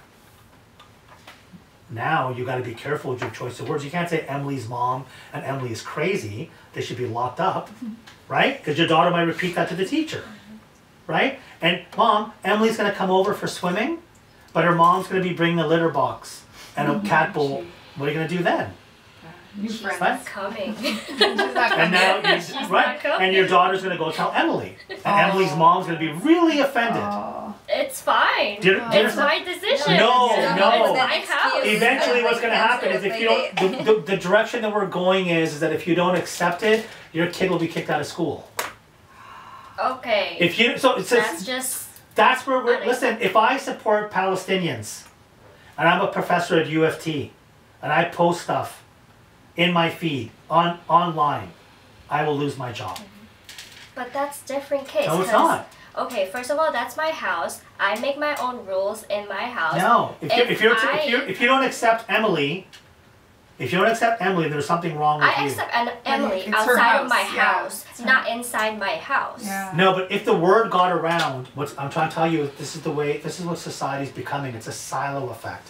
You're either with me or you're against me. That's what it's become. So to speak about the Palestinian genocide, you can't. So It's like an invisible boogeyman. If you do, how dare you? Same thing about this. If you were to say Emily is not welcome at my house, you're gonna get major backlash from every single parent in that school. that means I have to be friends with everyone in this whole wide world, and I'm not like I Not don't friends, need to not be- being friend. I get your point. You have to be accepting of everything. I But even that is Don't selective. please everybody. No, but but not. I But don't want to associate. But don't please the Palestinians. You know that's not allowed. You can't please them because if you please them, then we can't have that. But other things, you understand what I'm trying to say? It isn't about no longer being a good person. It's someone else deciding for you on how you should be a good person. Yes, so Which is people bullshit. see how you are to decide what kind of person you are. They won't let you now. You have to be accepting of things that you are being told you must accept. So when the lockdown took place in Canada, and we had the longest lockdown in the world. Ontario, province of Ontario, the longest lockdown in the world of any place. So when the lockdown took place, if you opposed to it, they first said it's freedom of speech. But then they started locking people up. So there's no freedom of speech here. So you have to, your freedom is only allowed as long as you're not saying anything about this area. You can attack this area, and you're open to have your freedom of speech. Like pro-choice, pro-life, whatever. But if it comes to the Israeli government, oh, you can't say anything about that. You're not allowed to. If it's about trans, you can. But this area, you can. You get my point? So to be a good person, they're deciding on what the definition is, and you have to fit the mold. But That's where we're headed, myself, man. If I don't want to associate with a criminal, Yeah, you have the choice. Well, yeah. no, then you don't. I have to accept the criminal in my house? Yeah, Like, so for example, last year, the year before, at the Pride Parade, the one person who they had was an outspoken individual, is an individual that's been charged for S-ing children. And it's a trans person. And this person was on the platform, the loudest voice for trans people in Canada. And this person's an ex-criminal, where they've assaulted children. But then they changed from being a man to a woman, and they have the microphone all the time to talk at all these events. That's how fucked our society is. I'm trying to tell you. So if I don't accept this person in my house, do I Well, go to jail? No, this person, no. I'm not talking about you. I'm telling you that just in a general conversation, like for example, if you had, your son had a friend, and he's 6 years old, and he came home and said, "Mommy, Billy's got 2 daddies. Why don't I have 2 daddies?" It's a difficult question to answer, right? We educate them at home, like I this know. is how their relationship But at is. school, they're educated. But at school, they're educated that Billy having 2 daddies is very healthy. Like they're being No, it's being not being brainwashed taught. Yes, it is. That and you're it's not healthy, allowed but to what is even know. taught is there are different families, and in reality there are different. No, it families. is taught that it's There healthy. can be It's taught that they're. families, nuclear. There's books that say that they're happy. It's well rounded. It's a great environment. So that Billy's I'm not got 2 saying that daddies. that's healthy, but what it is said is there are different families. There's a difference between the two, and there can be different families. No, but the emphasis is. But you don't see as many books about mixed interracial couples as you will this that's being promoted, right? So, if you don't accept that, then you're going to be frowned upon. You're not going to arrest you if you don't accept it. I'm I not saying accept that. So right? for that reason, like I would, teach my child saying, like each relationship is Yes. different. Yes. He has 2 daddies, but here in your family, you have one mommy and Yeah, one but daddy. Billy's so lucky because he gets he gets all these boy things. They all do boy activities, and I want to have when I grow You up. can have all the boy I want things you want too, I want my you know? son to have 2 daddies. Okay. Do you get my point? Do you get where I'm going here? Think How- of anything right now, Yeah, but that's Let's talk when you know, you're older. huh? My answer would be, let's talk when you're older. Yeah, but that's my whole point. That's good. That is Yeah. good. That's Yeah, that's very good, Christian. good. But the sad Yeah. part to that is the school will be talking about it now while the child is young. The school has books of this stuff. The school talks about this stuff. Yes, they do. The school. I would say the curriculum again. I'm sorry to interrupt. I don't like doing this in usual No, my no, life, no. but I want to be really kind of like say that the curriculum is based on the age. It's not me. It's not the, you. The curriculum. And so when I say curriculum, what I'm saying is Mhm. all the. So there are all everything, as you said. Like school is a place where academics is. So when I say it's all subjects, whether it is English, Hindi, maths, or, whatever I'm yeah, saying, who French. writes the curriculum? So there are people who are expert. It's No, not me. it's the Ministry of Education. Yeah, that's what I'm saying. There are people expert. So when their we bodies. so when we had Kathleen Wynne as the So Premier of it's not Ontario. like grade 1 Okay. student or kindergarten would be learning about something that is not age appropriate. Oh, so you know what I mean? I was just about to say this. Thank you for introducing it. Kathleen Wynne, when she was the Premier, you guys know who Kathleen Wynne was? Yeah. She was the lesbian Premier, the Yeah. Liberal. When you can look this up, Christian, in the Ontario school curriculum. I like how Christian looks up. and So finds no, it out, like, the reason right on the no. Google search. The reason I'm doing that is so people know that I'm speaking facts. Yeah. I'm not just talking through my butt. Like I know what I'm talking about, right? Because a lot of people online just ramble. So the curriculum, and I believe it was grade 4 or 5 that in her curriculum. So how old is a child in grade 4 or 5? 9, 10? Yeah. Sorry, I just want to correct you, Cam. It's grade 8. Grade 8 decision trees. For Kathleen Wynn? Yeah, from Kathleen Wynn. Okay, so how old are kids in grade 8? 16, I would say, somewhere 16? around 15, 16, 14. Yeah, almost. No. Almost 14, you can have 14, 15. 13 years 13, old. 14. Yeah, 13. 14. Okay? They were being taught anal sex. That's a part of the curriculum. You I think? haven't read. Well, you weren't here then when this was being done. So can you look that up? So just look up that part I just said. So you think a 12 or 13-year-old needs to be taught this? In what class? Health class? Yeah, whatever class. Okay. Sex class. I Sex don't education. remember me learning No, this is Kathleen Wynn. You weren't in school when Kathleen Wynn was premiere. But why? Because she was a lesbian and she changed the curriculum. I learned about this in school. When you were 13? Yeah. So do you think, as a mother, you want your son and your daughter at 12, 13 to learn about anal sex? No. But that's your school. But I think, Christian, I'm not sure, like, I don't want to question, like, because I'm not right now, like, I'm not Google and I can't find the facts right now, but what I want to say is, because I don't have all the facts with me. Yeah. But there is something I want to maybe ask Christian. Christian, was a letter sent home asking your parents, do you want your son to be in the health class? Yes, I get those letters. Yes. But that's irrelevant. So you have a parent choice you where you can say, well, I do not want. I don't know what is, like curtailed you said about that, this was part of the... This is a part of the curriculum. Once again, even if you have a choice. So basically, if that day they want to talk about white supremacy, but because they gave the parents an option to let their children go, it's okay. Why are you teaching kids about anal sex at grade 8 anyhow? They wouldn't be if that is not part of the curriculum. No, but I'm saying the curriculum was changed and written by a lesbian premier. Well, I don't know about that. No, but he just said it. So just because you send a letter home to the parents doesn't make it right. The teachers have no right to be teaching this to kids in grade 8.